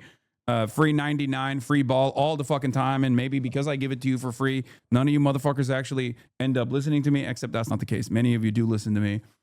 It's like when people say, Hasan, would you ever be a consultant on a campaign? And it's like, no, why would I do that? I'm already offering the information for free to everyone that will listen. Okay. In any case, Everything really good except the mental, bro. That's the worst part. The mental and the financial shit, obviously, but Grammy nominee and such shit rolling, bro. I just got to get all ends business-wise on track. Two Feel people me? have a problem with each other. Does this look like? Yes, you're in an amazing spot. I promise you. If it was bad, I tell you it's not at all. If your mental isn't taken care of and you don't fix the broken system, you got set up. You definitely got bad. But right now, she's great. Max has issues with me. Does this look like I'm doing wrong by Max? I don't know. You guys tell me. Bro, I genuinely think there's a sum to me partaking in the music process. I think just not curating. That's why I bring it up to you and Zach. But I do agree with you that it shouldn't be my main focus. More so part of what I do. I think like the problem here is, I think a lot of the back and forth and the miscommunication stems from Max trying to get advice from and also help as peers from Banks and also from, I assume, Zach be a king of the night as well. But they want to actually manage him. They want a percentage. And that is the issue, right? Because if they were just simply giving him advice and even connecting him with like other famous people and they're friendly with one another, then that's one thing, right? That's one thing. Like that's great. He's not going to have any issues with that. Max is not going to have any issues with that at all. But because it turns into like this transactional thing at the end, you know, yeah, that advice ain't for free, but it's supposed to be, chatter. That's the whole point. It's supposed to be. Who is Zach Bia? Zach Bia used to be a nightclub promoter. I think he maybe still works with H-Wood Group. And then he had a talent for being Drake's friend and bringing a lot of celebrities into H-Wood Group nightclub properties. And then he became like a DJ in the industry. Yeah, he manages Yeet now, I think. Basically, when you in Hollywood, your Rolodex or your connections to wealthy people and not wealthy people, famous people is worth more than actual money. Okay. It's worth way more than actual money. If you can be friends with a superstar, just one superstar alone, that's enough for your career. You can literally have a serious fucking career past that point. Okay. I'm just putting you on game once again. This is straight up how it works. Okay. If you are a likable person and you are around very famous people, okay, and you can make those famous people go to a club, or you can make those famous people like promote a brand or something, boom, all of a sudden, all it takes is one superstar. If you are around one superstar, that's it. That's all you need. Okay? As a random Turkish guy that has never visited Los Angeles or Hollywood, I can confirm, yes. Hasan think he LA. Yeah, I mean, I know this stuff. I've been around these people for many, many years. You know, I think a lot of you forget that before I was HasanAbi, I was, you know, also going around to a lot of these places. Maybe I'm fucking crazy. I don't know. It's just crazy, bro. November 11th, but yeah. And then on November 15th, he had been calling me. Let's make sure it makes sense on all ends. Yo, Speed's manager introduced me to someone who's been pretty helpful for what's going on, and is someone's vision I like and can trust. But I appreciate you always for being there and looking out for me. Love, brother. Speed's manager introduced me to someone who's been pretty helpful in what's going on. Someone's vision I like, I can trust. But I appreciate you always being there for me, looking out. Love, brother. And that's the last time we talked before you sparked up yesterday. Yeah, you hit him with a fucking thumbs up. It kind of feels like you got mad. Low key, this doesn't look good. It looks like you got mad that he wouldn't sign with you. It's the last thing we talked about was that. So again, fake, right, wrong. You guys tell me. And there you guys go. As you can see. Yeah, Max, I don't know. You guys tell me. It doesn't seem like me and Max have a problem. It doesn't seem like we've really had any sort of real issues in the last 5 months. It doesn't seem like I've done anything but try to help the kid. And I'm not just going out of my way and randomly offering him my opinions and my advice. He's asking for them. And he's treating me like a mentor. And he's confiding in me about things. So you guys tell me, like, this awful, terrible monster of a person who took all this shit from him and you know, like, it's insane. And Max, as it goes for this word that I said, first of all, I didn't say this targeted toward you. This wasn't said in any sort of racist connotation. I said this word in an emotional response, and I said, fuck all y'all blanks. And it's a fucking mistake, and I'm fucking retarded. I'm a 34-year-old man-child, and I have many, many flaws. And I'm an idiot for saying that. But bro, stand on If you really have a problem with that, then why has it not been a problem? Yo, listen to me. For all the edgy white boys, okay? For all the edgy white boys who might still be in this chat, I don't think that there's many here. You know, I think we've shed a lot of that. Okay? I need you to understand something, okay? Stop saying the fucking N-word. Just, I can't believe I'm saying this, okay? No in private, no in public. Just what the fuck is wrong with you? Because you will come across like this, okay? Before you know it, you're, 34 years old and you're managing a team of content creators. And from your managerial position, you end up slinging it, okay? It's fucking crazy. Let him cook, bro. It's not as bad as it seems. Oh my God. Oh my fucking God. Jesus Christ, dude. Especially when you say stand on business, if you actually have a problem with it, is again another. Nice bathroom is black, by the way, and he's fucking around before people get different ideas. Okay, it's nice bathroom. He's just this is the expectation. He's gonna say stuff like this. Okay, why are you lying to this man? Instigator. He's rage baiting. Okay. Anyway, the point is, in a situation where you have influence over people, in a situation where you like literally were their manager, okay, like you can't be doing that. Okay, I can't believe I'm saying this in 2025. You can't be doing that. That's number one. And number two, you can't be fucking defending it. You taking ownership over it and then turning around. Taking ownership over it and then turning around and being like, well, if you hated it, why did you still seek out advice? Like, that doesn't make you look better. That makes you look worse. Okay. I just like questioning whether or not it's offensive. Like, yes, dude. Yes. This makes what do you call it? This makes Max look like the adult in the situation who really shouldn't have to let stuff like that slide and just took it on the chin, never made a bigger deal out of it. And never even came out and revealed this information. It was his cousin who was also his assistant at the time who like actually revealed it. You know, that's crazy. I just finished my annual harassment course at work. You can tell how these LA internet motherfuckers have no real work experience. You can't be slinging N-word around whatsoever as an employer or a non-black person in general. Bro, in a professional workplace, even as a black person, slinging the N-word around is going to get you different looks. Like, it just depends on which industry you're a part of, but like, it's just not a thing, you know? What the fuck? And it's especially not a thing for white people. It's just super not a thing for white. It's like the ultimate not a thing. Not defending the use of the word, but if they told him to say it and they said they were okay with it, I don't fully understand the problem. Brother, what are you talking about? First of all, once again, the power imbalance comes into play here. What do you mean? What the fuck do you mean? He literally also revealed, I'm letting bygones be bygones, even though it fucked me up to hear you, call me the N-word and the contract in the fucking text messages that he actually personally leaked. So clearly that was something, understandably, that played a role in his decision-making process. And on top of that, like, it's fucked up to hear that from someone you look up to. What are we doing here?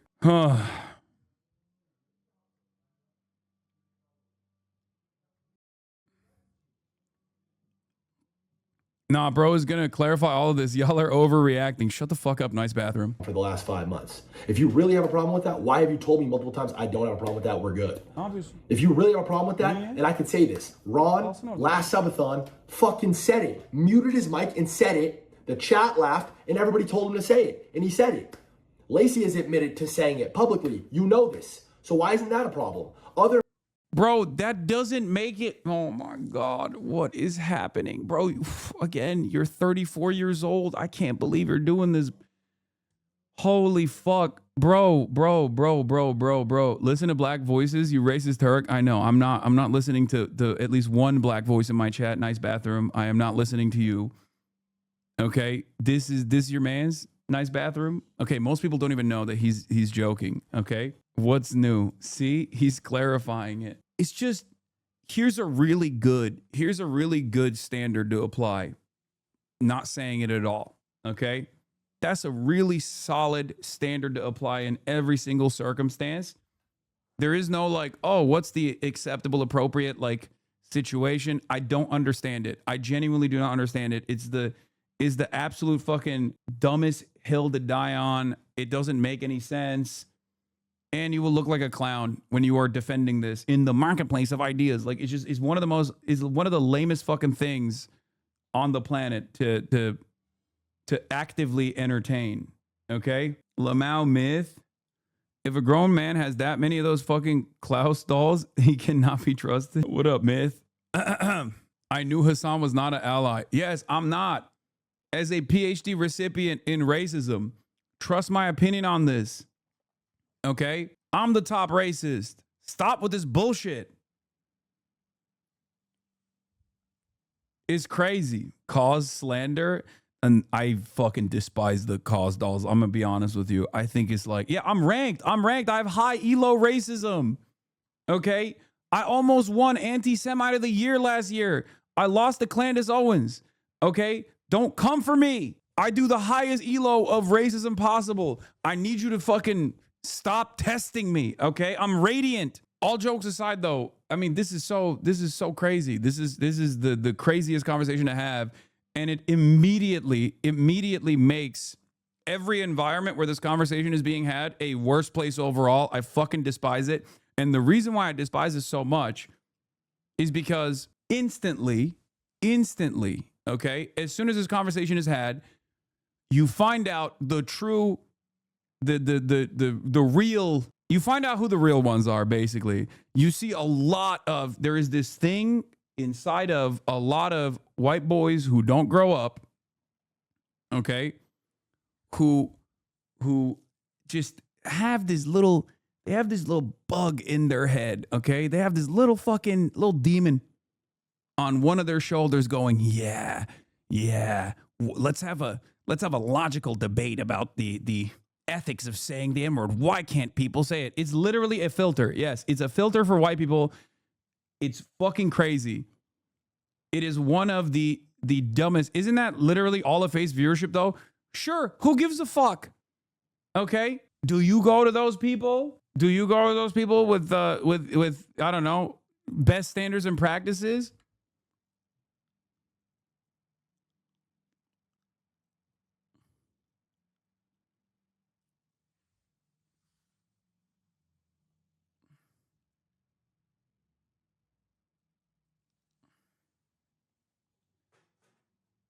In any case, it's fucking it's a filter. It really is a filter. It's the easiest one to avoid.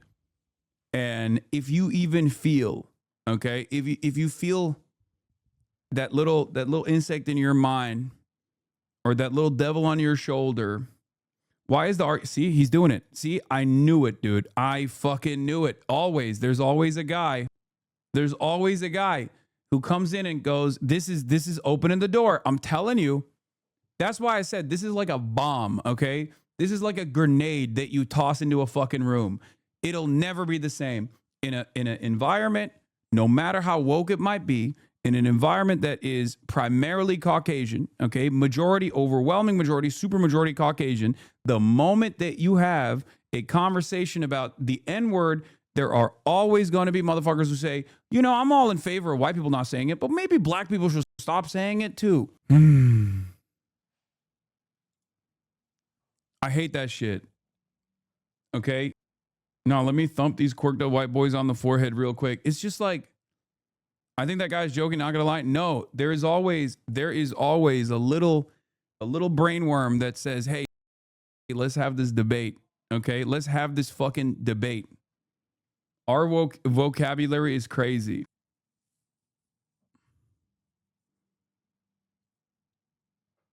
Anyway, they'll never have that debate with a black person IRL. I mean, I've already extensively gone over the historical significance, why it's not the same as other types of slurs, what it still means about the unhealed, still very much open racial wounds that are fundamental to American existence, anti-blackness in particular, and why it has a different standard that even most white people have basically decided and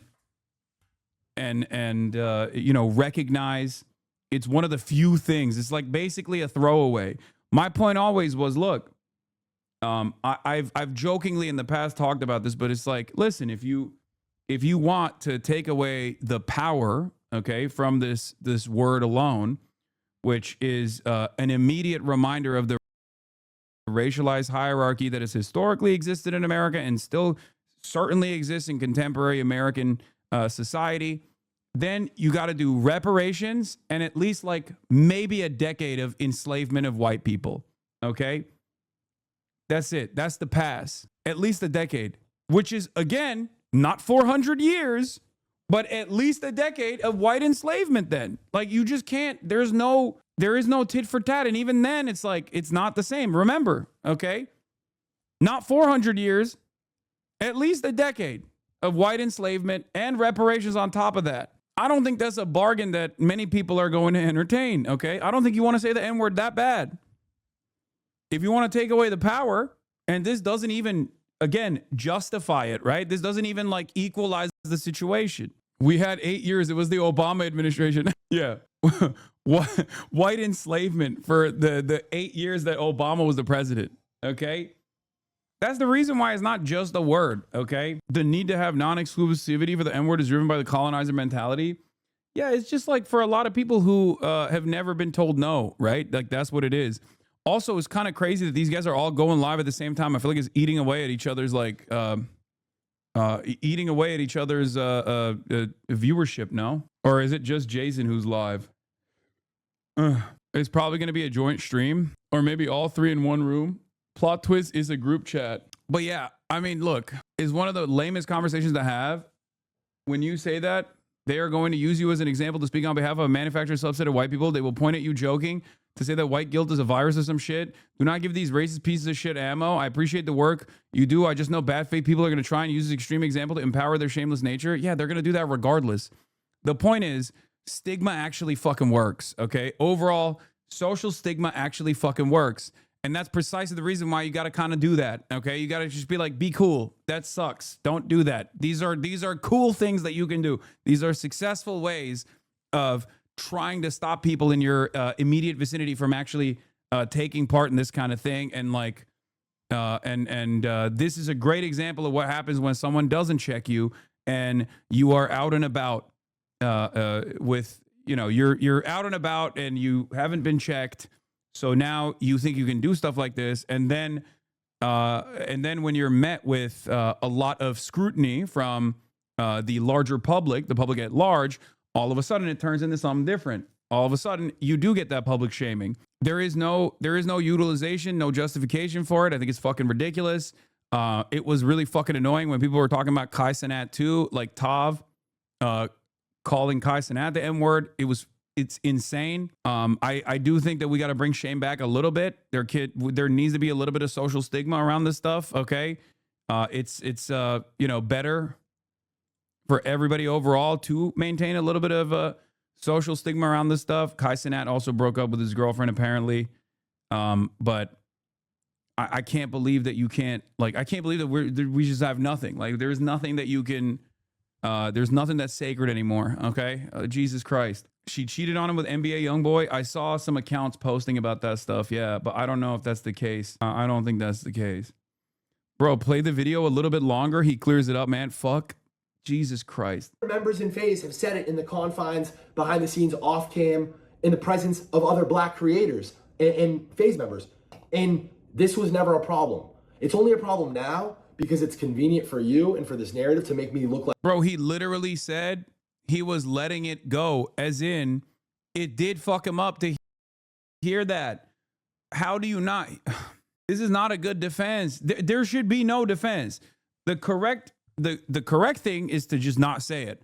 But let's say you did, this thing happened. The correct thing in the situation is to say, I'm so sorry that I did this. There's nothing I can really do to fix the situation. But, you know, I'm just sorry that I said it. It's fucking ridiculous. I'm a 34-year-old adult.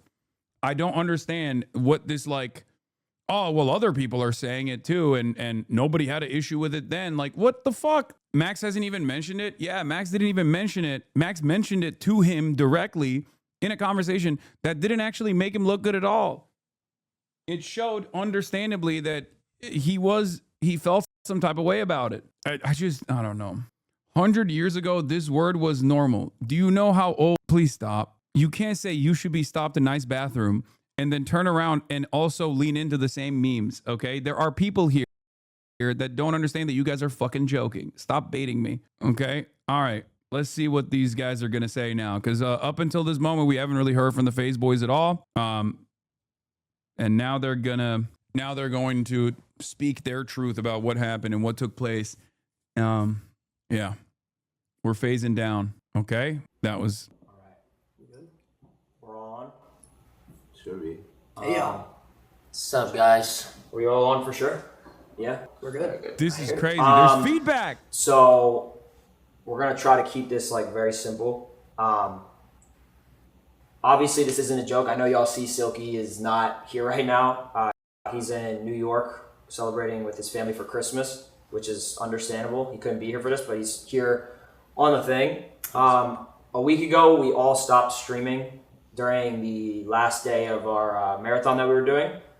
And we didn't really, like, I know a lot of people thought, oh, we're trying to make this a joke or whatever. That's never been the thing. There's a lot of stuff that's happening.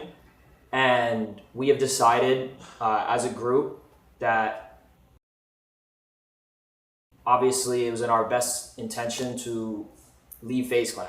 So all the speculations that like, oh, this is like an announcement or this is something that we've planned. This was not planned, and this was just some things that we came to terms, and yeah, we are leaving FaZe Clan. Yeah, I mean, everything that Ron said is true. The main thing I wanted to let y'all know is, because seeing everyone leave online, like one by one, obviously it looks crazy, and you guys don't know a lot of what is happening behind the scenes. But what I can say, what I will add to that, is that nothing is going to change from the viewer's perspective, from the chat's perspective, with our dynamic. Like, we are all still rocking with each other. We're all staying together. Me, Ron, Lacey, Jason, Silky, Kason, Rage. Like, we're all still doing our thing collectively and working on our own thing moving forward, and still going to be a part of each other's content. It's not like everyone's going in over here and doing their solo thing, over here and doing their solo thing. We're all still doing what exactly we were doing before, just not underneath those 4 letters anymore, which it hurts. It hurts me, I think, a little bit more than everyone else, but I feel like it had to be done. It was too much of back and forth and too much stress over the months, a lot of things you guys don't know about, and I do think that this will be for the better, and that's really what it is. Yeah, that's really all I have to say on the matter, that you guys, from the viewer's perspective. For those who don't know, Adapt has been with FaZe for 14 years, okay? So it's way more significant that he's leaving. Fun, laughing, making content.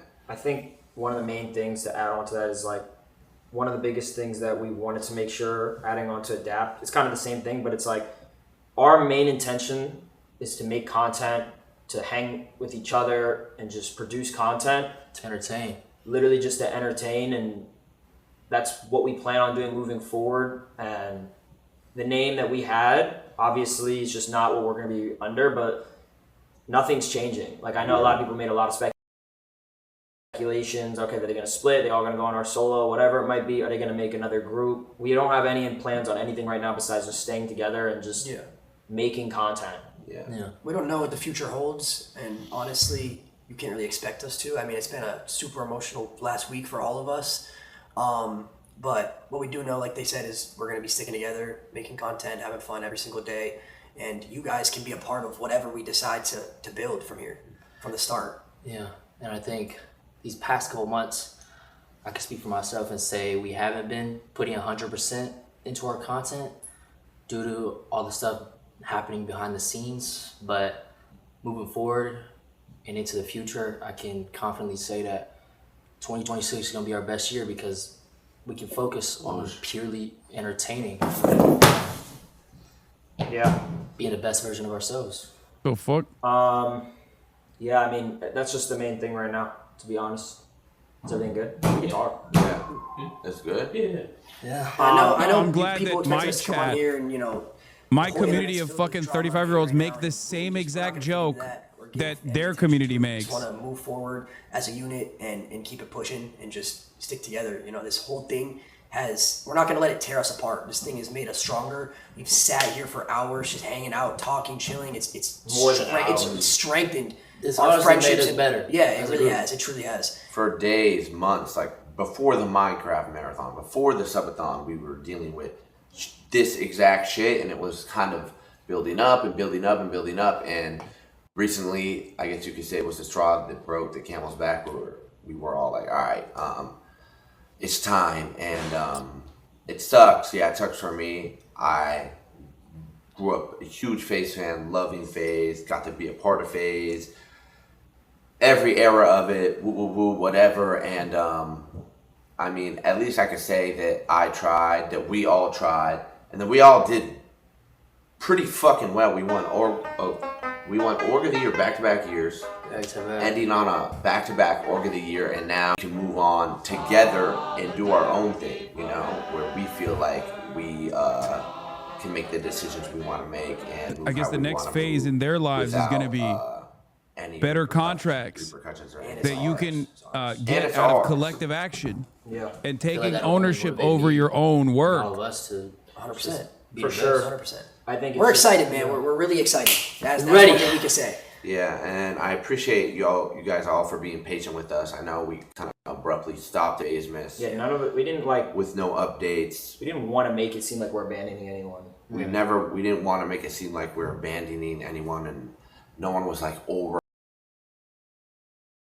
farming or anything like that. We were having like real conversations about the future of each and every one of our careers together, individually, FaZe.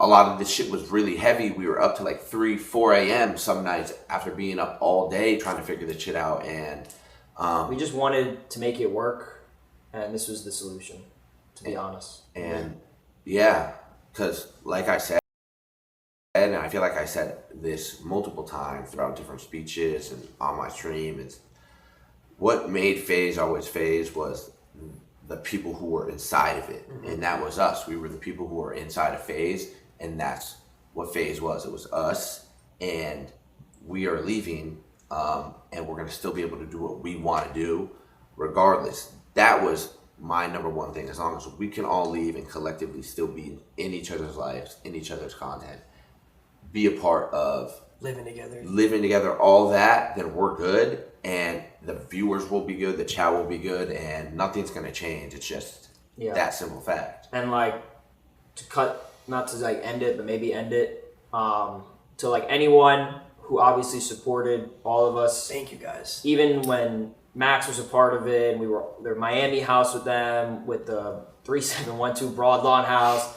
all the jokes, all the clips, like all the memes, and like all the support for the last 2 years. Yeah, 2 years almost. It's been crazy. It's been insane, and I don't think it's ever been done in like a streaming group. Like, No, I think we can all say FaZe back of the back changed our lives. That's what I'm saying. 100%. FaZe changed our lives. Back to back org. Like, it's incredible what we accomplished in not even 2 years. And yeah, we appreciate anyone who supports the past and supports our future. And as well to FaZe, we're very thankful and grateful for the opportunities that we were given. All the things, the content we were able to make, just putting us in the same room together and introducing us. It created like lifelong friendships. So Facts. But that's kind of it. I think That's really it, yeah. a couple of us might go to our desktop and explain more. Yeah, NDA might go of for, Doom. in my desktop talk for like I mean, yeah, they're being pretty professional about it, which I like. but yeah, that was really it, y'all. They're not I they're not appreciate being y'all. like Just know the best is yet to come. Bro, best is yet to come. Silky's y'all. on free Zoom. He has 10 minutes A left. couple of us will go back, and that's kind of it. Thank you, guys. He's on free Zoom. Appreciate y'all for being here. Yo, what was my address?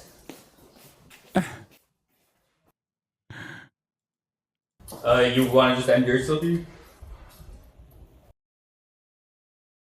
Or are you going? Actually, I'll low key just That's crazy. I'll keep my They didn't chair, even mud it. Just talk to my center. You Zoom got ain't just swap free in Jason's anymore. first. If you guys have never done Zoom calls, you don't know this, but it doesn't actually. They're gonna roll them away. That's so funny. If you've never done Zoom calls, they don't. They like literally. You have like if you do free Zoom, you literally can use it for like an extended period of time. Like there's a limit. I think it's like 30 minutes or something. Yeah, I appreciate the gift. I appreciate the gifts. We need to see you, heard? Wait, what did you say? Dark question. But do you think it was Yeah. What do you think it was like Wow. similar to CBS? No. What's good, chat? No, I I haven't think it talked was to y'all just, in a minute. I think it's just straight up like Wow. they just be wanted honest. more revenue. That's it. They wanted more. They crazy. wanted to tap into like the revenue that they were Everything that's generating for happening. themselves, and it's understandable that these guys were like, no, we don't want to do that. I miss y'all, for real.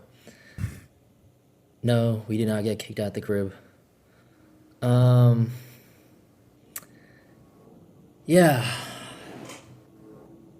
Like I said, these past couple months, I could say that I haven't been putting 100% into my content, and I haven't been proud of the content I've been pushing out to y'all because, you know, I take my craft very seriously. I want to entertain y'all to the best of my ability. But yeah, been dealing with a lot behind the scenes.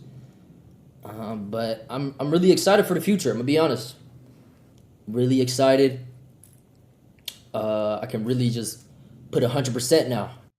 Let's see what Ronaldo's saying. A lot of viewers in here who might have done the same, maybe not looked up, but always wanted to join FaZe. Maybe not everyone, but me personally, this has always been a dream of mine.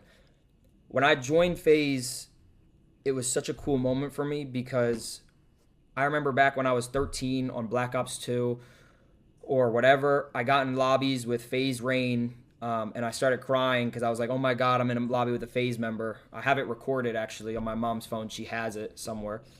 And it's a surreal moment to be able to be a part of FaZe. I was also a part of FaZe when it was not as popular, when it started to go down a little bit. And there was a lot of things that never got fulfilled, and I sacrificed a lot because I just wanted FaZe to win. I always wanted FaZe to win. That was my biggest goal, was I just wanted FaZe to win. And I think that's very easy to see with a lot of stuff that I've portrayed, such as being always on time for video shoots, being on time for stuff, whatever it might be. It sounds cliche and it sounds corny, but I have a lot of ways to prove it. I never even cared about the money from FaZe. I never cared about making money from FaZe. I just wanted to grow the name FaZe, and I wanted to represent it for my whole life. In fact, there was a clip that surfaced a couple months ago. Stop saying cap. I make my money through streaming. Thanks to you guys. Shut up. There was a clip surfacing a couple months ago, saying, me personally, when I said I would never ever leave FaZe a day in my life, no matter what happens. I didn't want to leave FaZe, but I had to make a real decision. But I never wanted to leave. That is the truth. I never wanted to leave. In fact, it gets me sad. Like, I know a lot of people might troll about this, but like, it gets me sad because when I called my mom that I told her I was leaving, she was crying a little bit, and I was upset because it was always a goal of mine to be a part of like this group. It's all I knew growing up. I was in gamers. I watched, as y'all know, I have a lot of internet culture in my brain, a lot of jokes. I've always loved the internet. I've always loved everything about the internet, and it makes me sad that I had to do this. There's been so many streams canceled or feelings I couldn't say publicly because of stress on myself And it got so bad to the point where I started going to therapy, which is the first time I'm ever speaking up about this. Just on like mental stuff. I've had a really bad mental, not believing in myself, etc. It's been kind of miserable, but obviously the joke on the internet, you're a millionaire, shut up. There's nothing on that side. It's like, I don't believe in myself in a lot of ways, and I feel like it was due to a lot of things. I just want to be honest with you guys, but I feel like being a good person got me ran over a lot in certain ways, and it's not going to change who I am, though. I'm always going to be a good person, and I'm always going to try to be real as I can be. And I always wanted this group to win more than myself, and that is the truth. Stuff claimed on my name by individuals online, I've already admitted and joked about for months. I'm not going to say names, but there's been speculation that I've done things, stuff that I've admitted, and joked about. I think it's very obvious. And now I want to get into individuals. Black Boy Max. When Max left FaZe, it was... I gotta be able to say things properly here, obviously. For Max, when Max left FaZe, obviously I was sad. I was super sad. I was in the room with him and Jason. By the way, this is stuff that I talked to before I started this. I already talked to Max. He's completely fine with me talking about this. When Max left FaZe, it was with me and Jason, and I was super sad because I didn't understand why until time goes by. I've seen a lot of speculation that said that we weren't friends, or that we started arguing. I want to cut that down right now and say everyone argues. Everyone goes through moments, but one thing is that we figured out stuff internally. Y'all might have not seen things externally, but we fix things internally because no one needs to know besides us. I've been friends with Max since New Jersey. I was the one who went to his concert. I was there when he had, this is still a lot of viewers, but I was there when he did his first Christmas stuff, when he had 2,000 viewers, putting a phone in a microwave. I was there for a lot of moments of Max, and he was there for a lot of moments with me. There was a moment, and I made sure I could talk about this because I didn't want to just like blow his... I really wish I had a better community, bro. I swear to God. I think a lot of you guys take yourselves so seriously, and we come across overall as like the most annoying, boring, fucking smarmy woke scolds on the fucking planet. Like you're not intellectually superior to other people because you're like, "Mom, this is lame. I don't care about it." Just fucking tune out. It's fine. You know what I mean? And we got on good terms. There's been speculation that Max thought I was like, please, man, please, fucking hell. I know that, but I also know he didn't mean it in ill intent. Because we figured out what, like, you know, I'm giving off week-long bans. If you want to take Max this energy into the next year, you can today. Upset. This is your opportunity. Everyone was upset. But no, it was never hate. It was just sad. And we figured that out internally. I also see a thing that says Max wanted to join back FaZe. I told Max he shouldn't join back FaZe. And I called him before this to confirm this. And he agreed. He shouldn't join back FaZe because of all the hate that he got when he left. I did not want him to get hate rejoining. I did not want people to think that he needed us, and I did not want people to think that he got forced into this, that he felt bad. I told Max, and we sat there in the hospital, and I told him, always believe in yourself, etc. I'll always defend you. I'll always be in your corner, and I'm proud of you. And it was never a thing of I wanted him to join back because I knew there were still problems internally with each other, with everything else. With everything else. I'm super proud of Max, and I really wish I could speak up a little bit more right now, but obviously I can't. For Adapt, I looked up to Adapt in every... Yo, Phantom, shut your ass up, man. You said that you're adding new members to fucking AMP, bro. Shut up, bro. You did not text me to join AMP. I'm just kidding. For Adapt, I want to go down each member. This is not a script. I literally have bullet points that I'm going over that I wrote. No lawyer looked over this. No one looked over this. This is what I wrote. I looked up to Adapt in every aspect, and I've appreciated him always guiding me and recruiting me in the right way. Rain and Adapt originally brought me to a dinner at El Pastel that I'll never remember or never forget. Shout out El Pastel if anyone knows. It's a good Rain restaurant. and Adapt told me you should join FaZe Clan. When I joined FaZe Clan, it was still, I would say, is the best decision of my life. I had great guidance from Adapt. I had Rain waking me up every single morning, trying to convince me to get out of bed when I was fat, laying in my bed all day. He tried to convince me to get up and change my life, and Adapt did change my life by recruiting me with him. Adapt, I've known about. Cinna, why are you saying was fat out of all people much? Okay, let me lock in. I've known Adapt since 2012. Do you know how insane that is? I've known of Adapt since 2012. I've watched Adapt. I've watched Adapt grow through so many things. I've watched Adapt my whole life, and I've been best friends with him since 2022, and it really hurts me that people on the outside say that we're not friends internally, because arguments happen. Everything happens. I've argued with Adapt over personal things, but one thing I can say is we're real friends.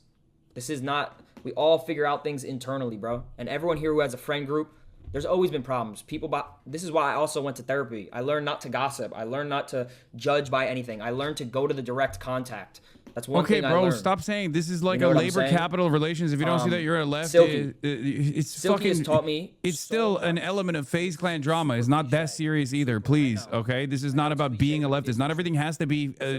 My point is, you don't have to be a fucking leftist or analyze Twitch streams leftistly. Okay, that's what I'm trying to say. Stop taking. Everybody needs to stop taking themselves so fucking seriously. Just be normal, okay? It's not praxis to fucking watch Twitch streams. That's why I always support him, because the judgment he gets online is so terrible, and I'll always love Silky, and I'll always like there is definitely I've an known about element of Silky that also in this since story, 2020, but they're not talking about that right when now. I used to fucking have my balls in my stomach. You had that playing take 20 box minutes fights ago. on- No, because it's true. There is an element of the fucking contract that is the reason for why this obviously fell apart. But like that also doesn't mean that it's like the most prescient issue here. Okay. My job is oh God, I'm done justifying myself. I hate that. That's the least favorite part of the stream for and me. have been a great friend forever. He's lifted me up in other ways. People might not like him, but he's lifted me up in other ways that people haven't. Lacey has always supported me and was the first person to help me venture This is into bad IRL content to streaming when we constantly have to first moved justify LA at myself to 3712 people. Bubba, and has always been respectful to me, even if I didn't reciprocate the same respect to him. This isn't PR training. These are notes that I wrote, dead ass. There's also things I can't say. Rage. Me and Rage have known each other since 2020. There was a time where me and Rage and Bruce, dare I say DYR, the group DYR, we played Fortnite together one time. I still remember it. He's always been a great friend to me, Rage, and he's helped me with mentality stuff on the back end. You know what I'm saying? He's always been there for me. He's always been a good person. Kason. Even though Kason's 40 years old, he's helped me figure out things, and he's been a supportive friend of mine since 2022. He's always got my back. He's always been there, and he supported me, and I'll forever take that forever to the grave. I only have a couple more things I really want to touch on, but none of our friendships are fake, and it sucks online. It's perceived that way to the public. Even though externally you guys see things, or externally there's so much things that are being talked about, internally, whether that be with each other in person, whether that be with each other over the phone, that some people don't know, everything always gets figured out, and nobody is perfect, and everyone makes mistakes, but that's why we figure things out, and that's what brotherhood is. The one thing I do want to say, guys, relax on Pepsi. Just chill. Just smile. Trust me, we're good. I can't speak on a lot of, I don't want to speak on things that I haven't communicated with. I've been reading everyone on Twitter. What is this? I've been observing how my support system is. What is It's happening with crazy to me this? because like a while ago, I feel like I Charli didn't have this D'Amelio? type of I don't- support system, and it's super eye-opening. It's super eye-opening to see how much support you guys defend me, whether people troll about me, whether people make fun of me, whether people do anything. The support FDP is there, alleged she bro, was and I've seen it. 17. I've been reading Jesus. through the Twitter comms. I've been reading posts. I've been observing for the last week when I haven't been streaming. and I appreciate anyone showing support to me. I've also been watching streamers to cheer me up and make me feel better during this stress. I'm not going to say who, but I was watching a lot of streamers, and it's helped me get through this, and it's helped me a lot. And that made me also realize how much I love streaming. Hasan, right? Yeah, overall, fuck no, this is not the last Hasan. thing I want to say. Who the fuck would get cheered up in this stream and in this community? Let's be real, brother. Any kind of pivot away from hardcore news coverage and commentary is met with the maximum amount of disdain. We are going to change that in the upcoming year. Okay? I need you to understand. We are going to change that in the upcoming year. If you don't like it, sorry, sucks to fucking suck. Okay? I need to do more variety. I need to do more, industry specific stuff like this, because the amount of fucking anger and resentment that I saw from my own fucking community. Like, I here, think about it tactically, okay? You want to understand, if you want leftism to be culturally relevant, you have to cover things that are culturally relevant. I'm willing to bet that Asmongold's fucking community is not yelling at him right now for covering this. He's got 53,000 people watching him right now. A lot of you 40-year-olds unironically think that you actually have a good grasp on everything that's going on, and you understand exactly how this kind of stuff is supposed to be covered. There is a fucking reason. There is a fucking why nobody fucking comes in here anymore when we're actually looking at adult shit or having an adult perspective on things that are going on in the industry. Okay? It genuinely reflects so negatively in the community. We become so unbelievably toxic this year, and there's a massive reason. Yes. Okay?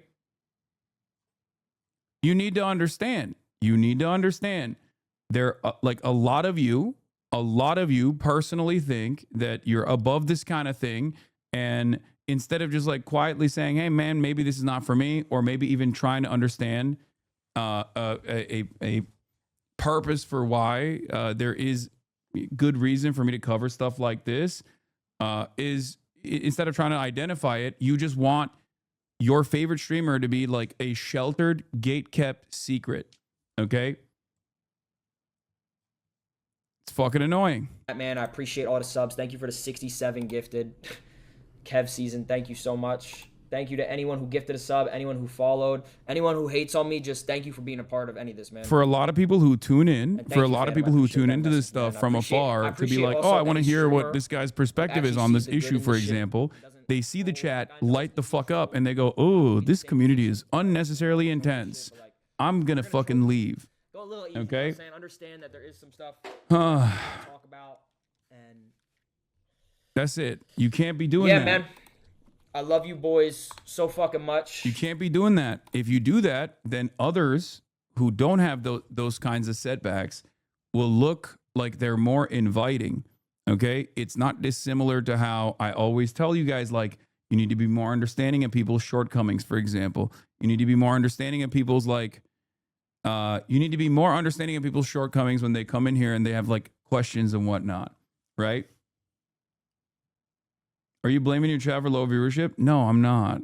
I'm not doing that at all. I'm just saying that we as a community, okay, this is housekeeping, right? We as a community kind of don't have the best vibes. Okay? We just don't.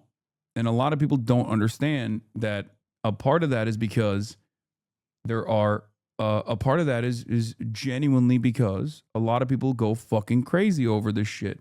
And other people see it. Okay?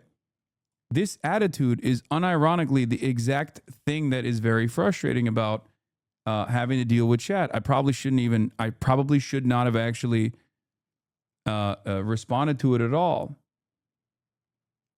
Not gonna lie, I low-key get a little anxious when you do collabs because I think chat's gonna get angry if someone says something not too PC. Yeah. Being in the community since 2020, sometime during 2022 and 2023, something changed. Yeah, this is 100% the post-October 7 vibe terrorism that has taken place in the stream. Okay? but this is the other side of it, right? Remember when I was earlier talking about how like there's this thing that there's a little devil in the shoulder of every white boy. The moment that the conversation around whether or not someone should say the N-word or not begins, they immediately have to just like, they can't stop themselves from being like, well, let's debate this, right?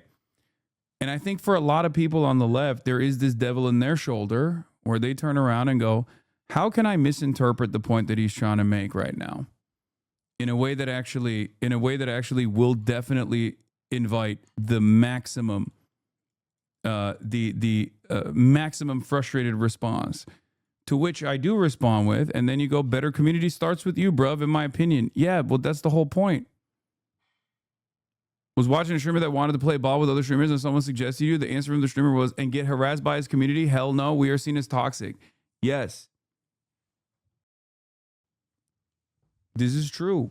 And I know this from my my conversations with other streamers as well. And it's a delicate balance that I must strike, okay? It's a delicate balance that must be struck in this situation.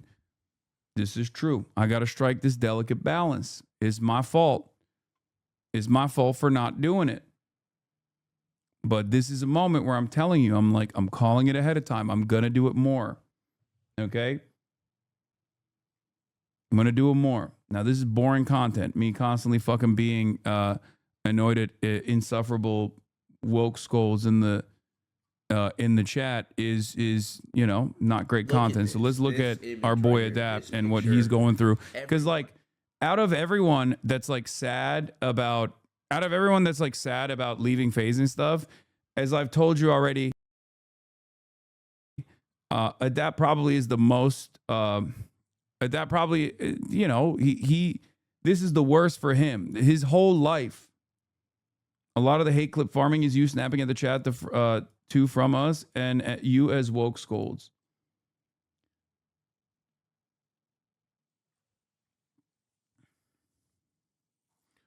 For those of you who don't know, Adapt has been with FaZe for 14 years, okay? For 14 years, and he's 28, so he's been with FaZe for most of his life. The people that live in this house. So for me, when he said he was leaving, that was definitely like, oh, they must have really fucked this up. Like, when I used to think of FaZe, I used to think of COD and trick shots and this and that. When I think of FaZe, now I think of those guys. And in those guys, it's like, those are the Jasons, right? The Rages, the Silkies, the Rons, the Lacey's, the Me's, you know what I mean? And those people, we are still like this, right? It wasn't on no bad blood like, oh, I don't fuck with Ron, fuck you, Ron, I'm out. Or it wasn't any of that. It's like, and I can't really get into what it was, but the silver lining and the reason that I feel good and feel hopeful going forward is because this group that we have built around each other, not just with talent, with the people around us as well, right? Like the Bepsies, the Rays, the Gillies, like that's us. That's what FaZe was, you know what I mean? And it hurts me. It hurts like the kid in me, like the child me that wanted to join FaZe so bad, that grinded so hard for it, and now I'm leaving it. That's the part that it hurts, because y'all know my story. I've been here for like 14 years, and all I ever wanted to do was see FaZe win. There's a guy who tried to debate me and said, oh, I think a part of that is because you didn't want to watch the content nuke by reasoning that you were covering important news. Brother, don't you think that it's a little different when it's like Monday morning? I'm in Japan and I'm still covering the fucking news. There's obviously a different attitude that I'm going to take when I'm in fucking Japan, waking up at 4 a.m. to cover news as the new president during the fucking inauguration, or a day after the inauguration is already destroying the goddamn country. Like, those two things are entirely different, okay? Yeah, this is a fucking Saturday during the holiday season. I think part of this is coming from is not wanting to watch the content by reasoning that you were covering important news, saying drama slop or whatever isn't as important. I'm not saying you should have watched it. You were right. It was just BS. But the reasoning you gave is the content. No, you're failing to understand that different situations require different situations require different approaches. The reason why I didn't cover the context nuke at that time is because that's all they wanted to do. All the goal there was for me to go through it and endlessly have this back and forth. I neutralized it by doing my own fucking thing instead of having to fall into the drama pit. And guess what? It's been an entire year since then. So the very fact that you still haven't been able to comprehend it, when the impact of that was softened dramatically as a direct consequence of not covering that shit and instead continuing to cover serious fucking news, making that comparison in this circumstance is idiotic. It's the 27th of December during peak holiday season on a fucking Saturday. Also, thank God I didn't fucking cover it, because he was trying to sue motherfuckers. Perhaps even myself. The fuck do you mean? For the 50 gifted, you're the GOAT. I saw what you said, by the way, bro. It meant a lot. Joel, thank you for the 5. In the middle of the Minecraft marathon, a lot of this was happening. So a big part of the reason I ended to get off a stream in between days was because of shit like this. Remember, I was like, yo, there's a lot of shit that's happening behind the scenes. Yeah, look, we need to purge chat. I came in here as a clueless 15-year-old during COVID. You are one of the biggest reasons I started reading Mars, and I'm forever grateful. But if it wasn't for the chill vibes, I wouldn't be here, is correct. Like, that's it. A lot of people don't understand that, though. As a 15-year-old during COVID, and you were one of the biggest reasons I started reading Marx, I'm forever grateful, but I wouldn't be here without the chill vibes you had. Yeah, a lot of people don't understand that, like, vibes, unironically, play a big role in this. Okay? Vibes do play a big role in this. Marketing, branding, all this stuff, it matters. Okay? And don't worry, Rug is good. Just got online. Did they announce you as the newest member? Congrats, man. Yeah, I'm the newest member. It's not FaZe Clan, it's Blaze Clan now. Okay? We're fucking 420 blazing it up, boomer style. A lot of people take for granted the community that I've been able to build after years and years of doing like variety, and then they go, "Oh no, do it my way." Check on and I me, need to. sure I do need to bring the vibes back to a more even yeah, keeled level here. It was a short stream. I'm sorry, it was emotional. Anyway, no more reading the bait. 2026, we're not doing the bait anymore. All right, I just wanted to get this off my chest. Less bait. And let y'all know how I feel and how all the guys feel, and update you, because I know we didn't update you, but I hope you guys understand, and I hope you guys still are there for us and support us in the ways that you have over the past 2 years, because nothing is going to change from your perspective. You guys are still going to still see all of us all on camera, streaming, doing cool shit. Yeah, this is what I said as well. Yeah. Like, they're gonna keep making the same content that they were making. It's just not under the FaZe banner, because the reality of the matter is, content creators do not need organizations. Organizations need the content creators, and that's the problem. If you don't if you try to lock them into a more serious contract, if you try to demand additional percentages on the revenues that they're generating for themselves, they're not going to be a part of it. They would have loved to most likely continue doing exactly what they're doing under the FaZe banner, continuing to make content, continue to be in FaZe, continue to FaZe the fuck up, right? It's just like, it's silly. It's silly to, it's silly to demand more. If you have issues on the revenue side, you have to lock in and either bring in bigger sponsorships and more revenue yourself, or you have to streamline the process. You have to cut some of the areas where cut some of your expenditures. But that's the job. It's a weird situation, because it's on the one hand, these guys are like, oh, we're all like the corporate side is basically behaving like they're fucking homies. On the other hand, they also have corporate demands. It's not both. If you're a corporation, you have to do your corporate job. If it's just a corpo situation, then it's just a fucking corpo situation. You know? You can't have it both ways. If you're a family, if you're homies, then you have to literally behave like you are homies. You can't be demanding more of the revenue. You got to be like, hey, listen, like, we're doing this stuff for you. We're having a hard time. You know, it is what it is. Apex just tweeted. What did Apex say? My GOAT. He is one of the OG owners of FaZe too. So this got to be a weird situation for him overall. He's been through a lot. Apex left too? No. That's fucking crazy. Brother, okay, listen. For a lot of you who don't know, first of all, FaZe Apex is Palestinian. Okay? Number one. FaZe Apex, famously, at least for this community, I've talked about this quite a bit. I actually talked about this with Adapt on the new Fear End episode that's coming out on Monday. But Apex is who put me in contact with Norm Finkelstein, okay? Which is such a funny, like kind of a funny way to you know, bring him up in this community. But yeah, so Apex is Palestinian, first of all. From 2011 to 2026, today I'm closing my chapter with FaZe Clan. Thank you for everyone that made it what it was. After joining FaZe nearly 15 years ago on March 6, 2011, today I'm officially stepping away from FaZe Clan. I've been very blessed to spend half of my life as a FaZe member. I'm grateful to everyone who was a part of FaZe and all the viewers who supported the brand at any point over the years.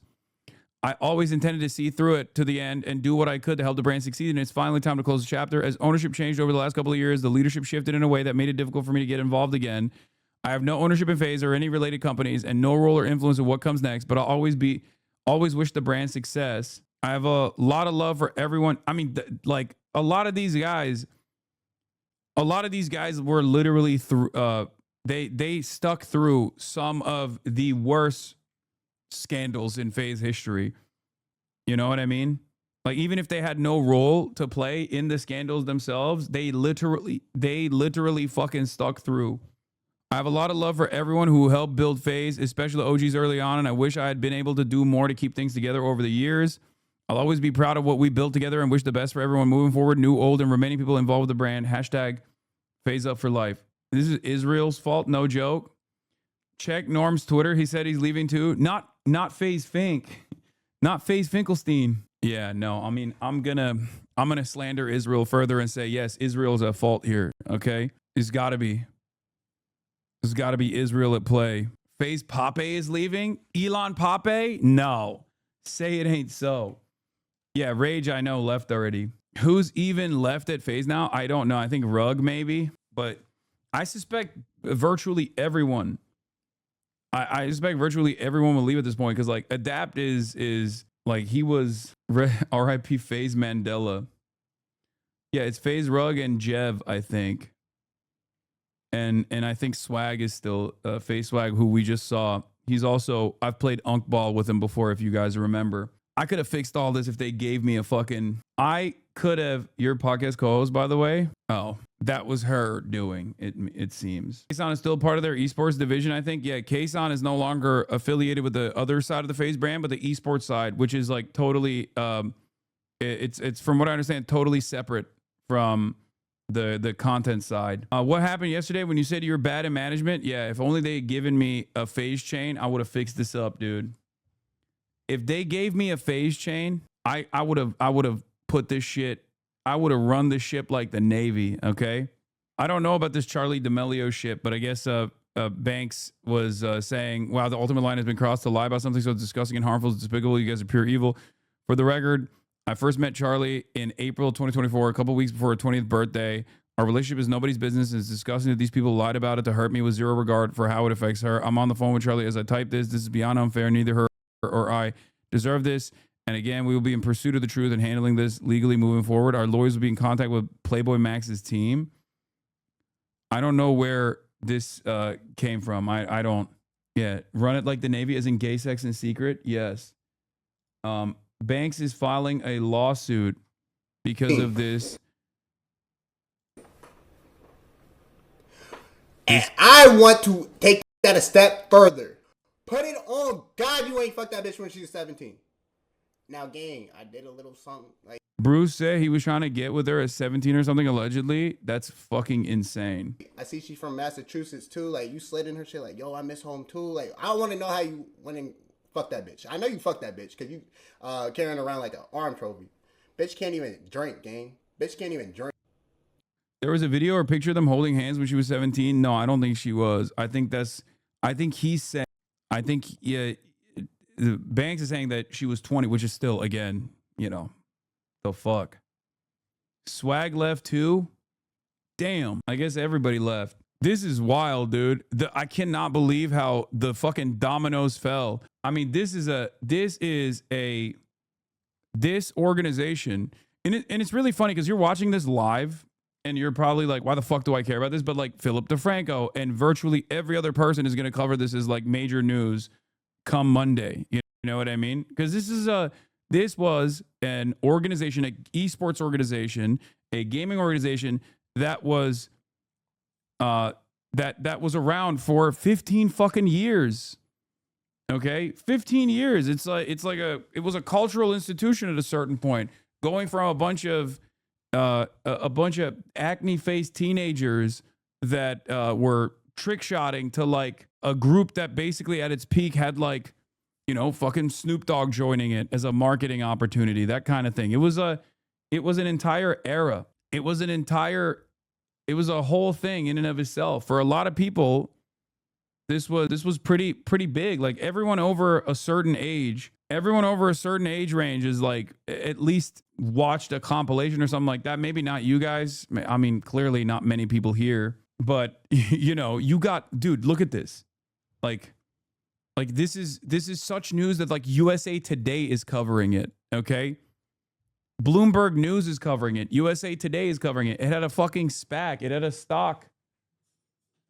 Oh, she's just laying on the other. Kaya, come in here. Get in here. I didn't even realize she was just like laying on the other side of the door. Okay. Yeah, I know. FaZe blew up when I was 12. I'm 29 now. Yeah, that's because we have Zoomers in media nowadays. What the fuck is this? Control Alt Delete. Oh, this is when they first announced like the new FaZe roster. Yeah, they had a comic book with Batman. They had so much. They did so much. FaZe Clan exists. FaZe Clan situation explained. Creators exist. Financial disputes. The Times of India. Okay, dude, you sent me a fucking Google share link. Anyway, this is like if Messi, Neymar, and Suarez left Barcelona all at once. Yeah, this is like a Times of India writes about you every day.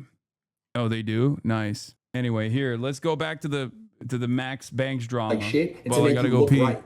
And it's fucking twisted, bro. And this is exactly what I was talking about yesterday as far as all this shit being fake. You guys can read those text messages between me and him and say that this isn't fake.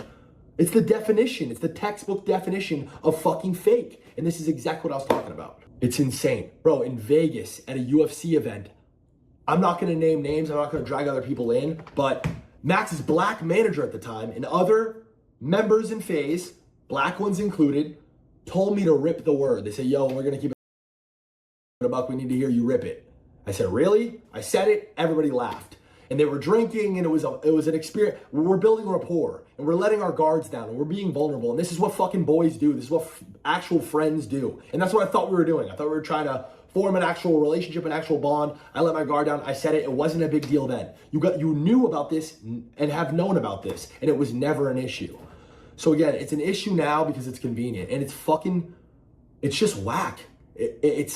Again, this is everything that I tried to say yesterday happening in real time. Explain to me what other reason, why now? Why is it a problem now? Why is Morgan going live? Fat Boy Dip going live? Your cousin who, again, a month ago, you told me, I'm paying my cousin his rent, I'm paying my aunt her rent, my team sucks. Like, bro, I'm in such a bad spot, whatever. Your cousin's literally trying to create a fucking streaming career off of you. You're surrounded by fucking leeches and yes men, bro. And you do have a fucking insane ego, and you do have a problem with flipping back and forth. You admitted it in the text. You guys all just saw it. I'm not just saying shit to say it. I'm not saying things that I haven't said to Max directly either. I've said all this directly to him. And Max, for you to like treat me like this, for you to confide in me, treat me like a mentor, ask me for advice, make me feel like we're totally 100% cool, and then do this today, you have completely proven my point, my friend. To stoop as low as to try to weaponize this fucking word and to paint me out to be this fucking awful guy is crazy, bro. Is crazy. And I'm not even gonna stoop as low, bro. You've said all types of shit, but guess what? Surprise, internet, we all say it. We all say it. Max has said fucking the F slur. Surprise, I've said it too. And so has every other fucking face. I cannot believe how much time he spends defending saying not just the M word, but just in general saying slurs. Oh my Lord. I mean, this wasn't like a part of what they were talking about, a part of what like the phase. He said some crazy shit while you were gone. I was pissing. Okay, listen to me.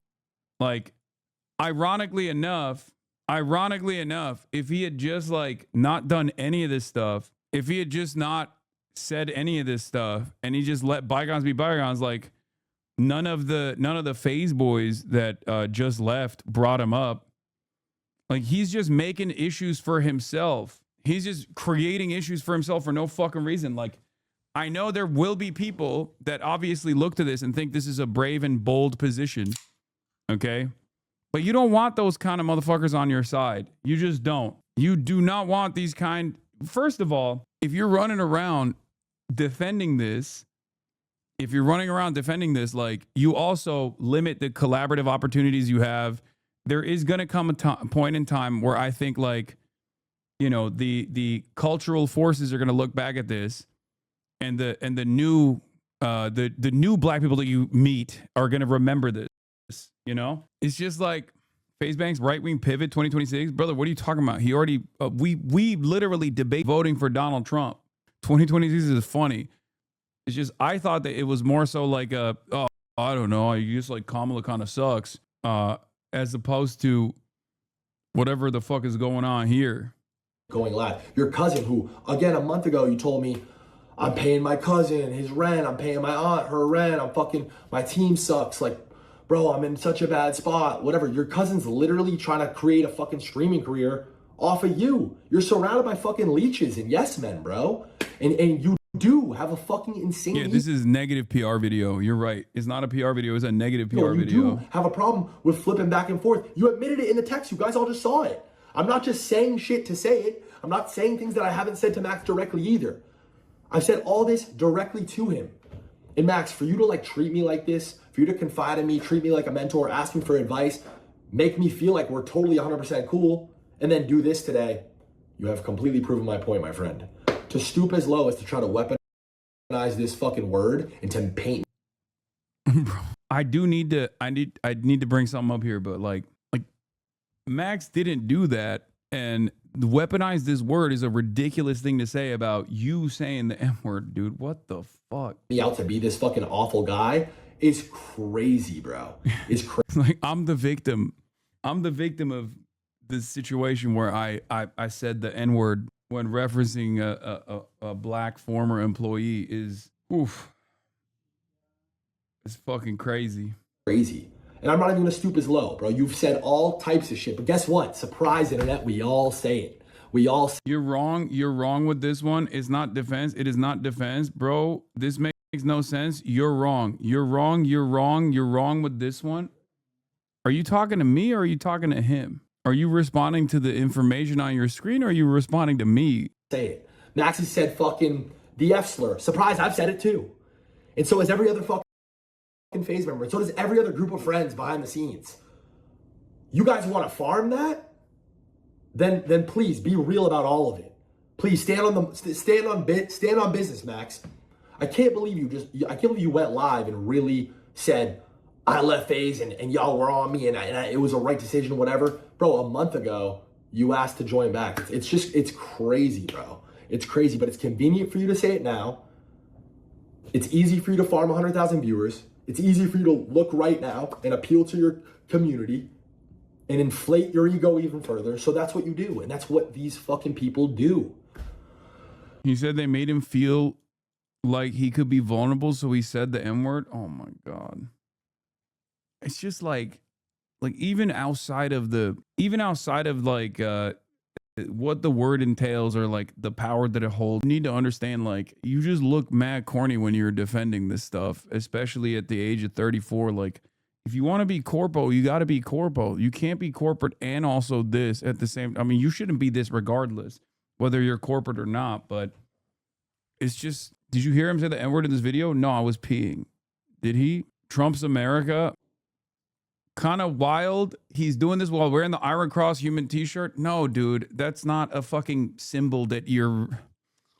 Oh my God. It's nothing. That's just a brand. Okay. That has nothing to do with anything. Please, guys. Like, he didn't put that on. He didn't put that t-shirt on to be like, this is who I am. Please. He's defending saying the M-word.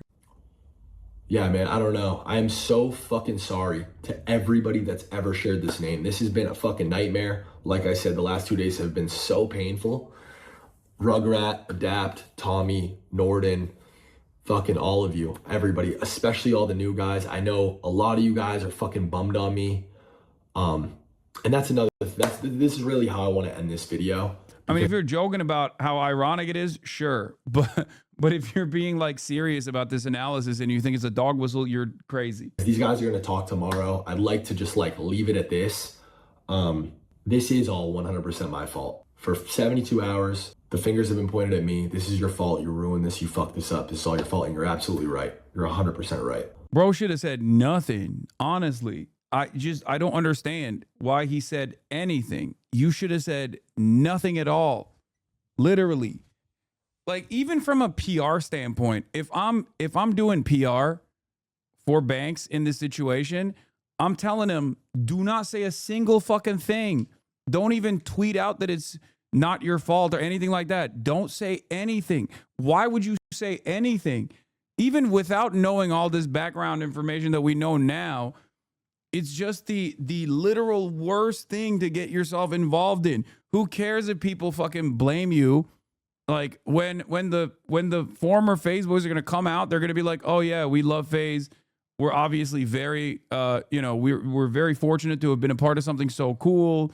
It just didn't work as a contract thing. But now you just basically, now you have a magnet on you. You have like, and people are gonna beam you on it over and over again. They were doing that. I know, but it doesn't matter. The reality of the matter is, especially if you're not like literally streaming every day, and he's not, you're just, there's no reason for you to have a say in this at all. You just, like, the most, he tweeted the first thing, okay, and then the most he received, the most feedback he received, negative feedback he received after tweeting the first thing was literally Max playing the laugh track over his tweet. That's it. I think his ego.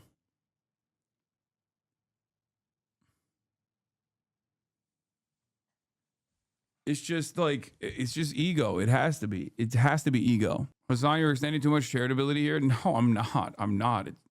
I'm not doing that at all. I think a lot of you look at this stuff and you just want me to, I don't know, be more black and white about this. There's no more black and white I can be. Where everybody got it wrong and why I responded emotionally yesterday and why am I... To be fair, Ron and Jason's communities hated his guts for months since he made remarks about both Ron and Jason's girlfriends happen same time as the latest crypto scam, and he was never going to recover. Yeah, but once again, okay, the number one thing in this situation is to just not do those things. The number one thing you can always do, you can always rely on, is not saying hurtful shit about your talent's girlfriends. That's number one. Number two is to, or actually number one is to just not say the N-word, right? But if you have done that already, then there is, under no circumstances should you be running around trying to defend it. It just doesn't make any sense. It's free. It's free 99, okay? It is the easiest difficulty thing to do, is to just not say slurs, and also, you know, not involve yourself in unnecessary controversy. He is not defending it. He's mad. He's not mad that his friend outed him for saying the word. He's mad that his friend outed him. It's not defending the word. He's salty about the bond they had and how it's insignificant in the grand scheme of things. Bro, you are so fucking you're a strange guy, dude. You are a fucking weirdo, okay? It's a very strange assessment that you're making here. He literally is saying everyone says it. The fuck do you mean? That is the defense. What an incredibly absurd thing to do. 1432 is the part everyone's talking about. What is this 1432? Is that the part where I missed it because I was pissing? Bro, in Vegas at a UFC event, I'm not going to name names. I'm not going to drag other people in, but Max's black manager at the time and other members in FaZe, black ones included, told me to rip the word. They said, yo, we're going to keep it a buck. We need to hear you rip it. I said, really? I said it. Did I hit it like that? Is that what the hard B is? I just did that. Is that what I did? I heard it. I heard it just now. That's why people were so mad. They were like, wow, what the fuck? I can't believe you said black people with the hard B. Now you understand the hard B? Okay. Okay, that makes sense. I see it a little bit. The emphasis. I mean, in the grand scheme of things, like, wait, someone clip it. I'd like to know. Does no one understand the difference between your black friends wanting you to say it, so you doing it, and then using it in a derogatory manner when upset with a black streamer? It's not difficult. Yeah, but even then, just don't fucking say it, dude. I don't give a shit. There's been plenty of moments where it's like, oh yeah, come on.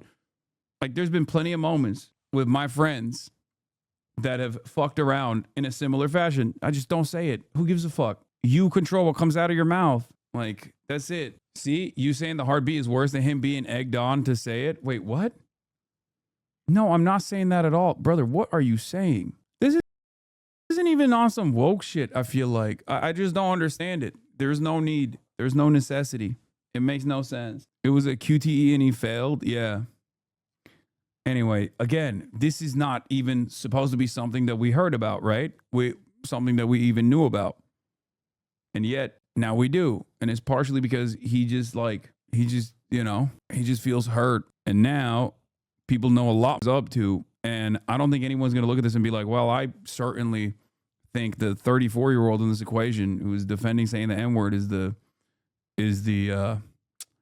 right party here. Or at least the ones that will say that are not the type of people you want on your side anyway, you know? Rugrat, Adapt, Tommy, Norden, fucking all of you, everybody, especially all the new guys. I know a lot of you guys are fucking bummed on me. The fingers have been pointed at me. This is your fault. You ruined this. You fucked this up. This is all your fault. And you're absolutely right. You're 100% right. Where everybody got it wrong and why I responded emotionally yesterday, why my original plan was to fucking expose everything and fucking lay it all out and show you guys. I just want you guys to see my heart. I want you guys to see where my intentions are and were.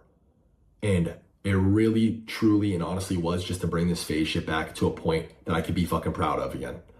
And I did. I sold a dream to the business side. I said, yo, this is a good bet to take. Invest this money. Let's buy this brand and let's kickstart this content crew. And it'll work. This new streaming shit, it's wave. These fucking kids are awesome. They're going to be fucking superstars. And then on the side of the guys, I told them all, join FaZe. It's going to be the best decision you've ever made. And sometimes we are testing our white friends when we egg them on, and the ones that still don't say it pass the test. I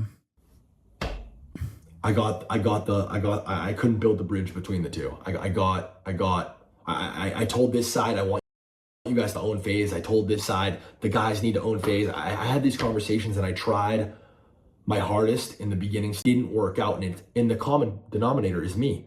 It didn't work out because of me. And for that, I'm sorry. And even you, Max, like, I am sorry to you for that. Like, that is where I fucked up. That is what I'll stand on and take to the chin, is in a fucking twisted, fucked up way. This all 100% is my fault. I'm not just saying that. I'm not sure. So Dunn just said bank sold FaZe to the IDF. I'm gonna need to know what the fuck that means. Yeah, dude, it's FaZe Netanyahu now. Israel is somehow involved in this. I know it. Trying to garner sympathy, it really is. And that's why whatever comes next for me, I 100% earned it and 100% deserved it. Yeah, at this point, I'm just trying to explain like where this all came from. I wish more than anything you guys could see all of this from my POV and you guys could see into my heart and into my brain and understand like the play. Meanwhile, the billionaire dude who owns 75% of FaZe and is the person who fucked everything up directly is getting away scot-free because he just shut the fuck up. Yeah. Also because he knows that if he ever wants to fucking retain talent under new management and the management structure that he wants to create, then he can't be coming out and making videos like this talking about who amongst us hasn't said the N-word, you know, in a vulnerable moment. Like, that's the difference. If you want to be corporate, you got to be corporate, okay? Like, could you imagine the fucking CEO of DraftKings, the billionaire CEO of DraftKings coming out and being like, listen, guys, you know, it was a vulnerable moment. Like, that's an odd thing, right? You can't do that. Yes, I actually can. I mean, in this day and age, low-key, I can too. I'm going to be honest.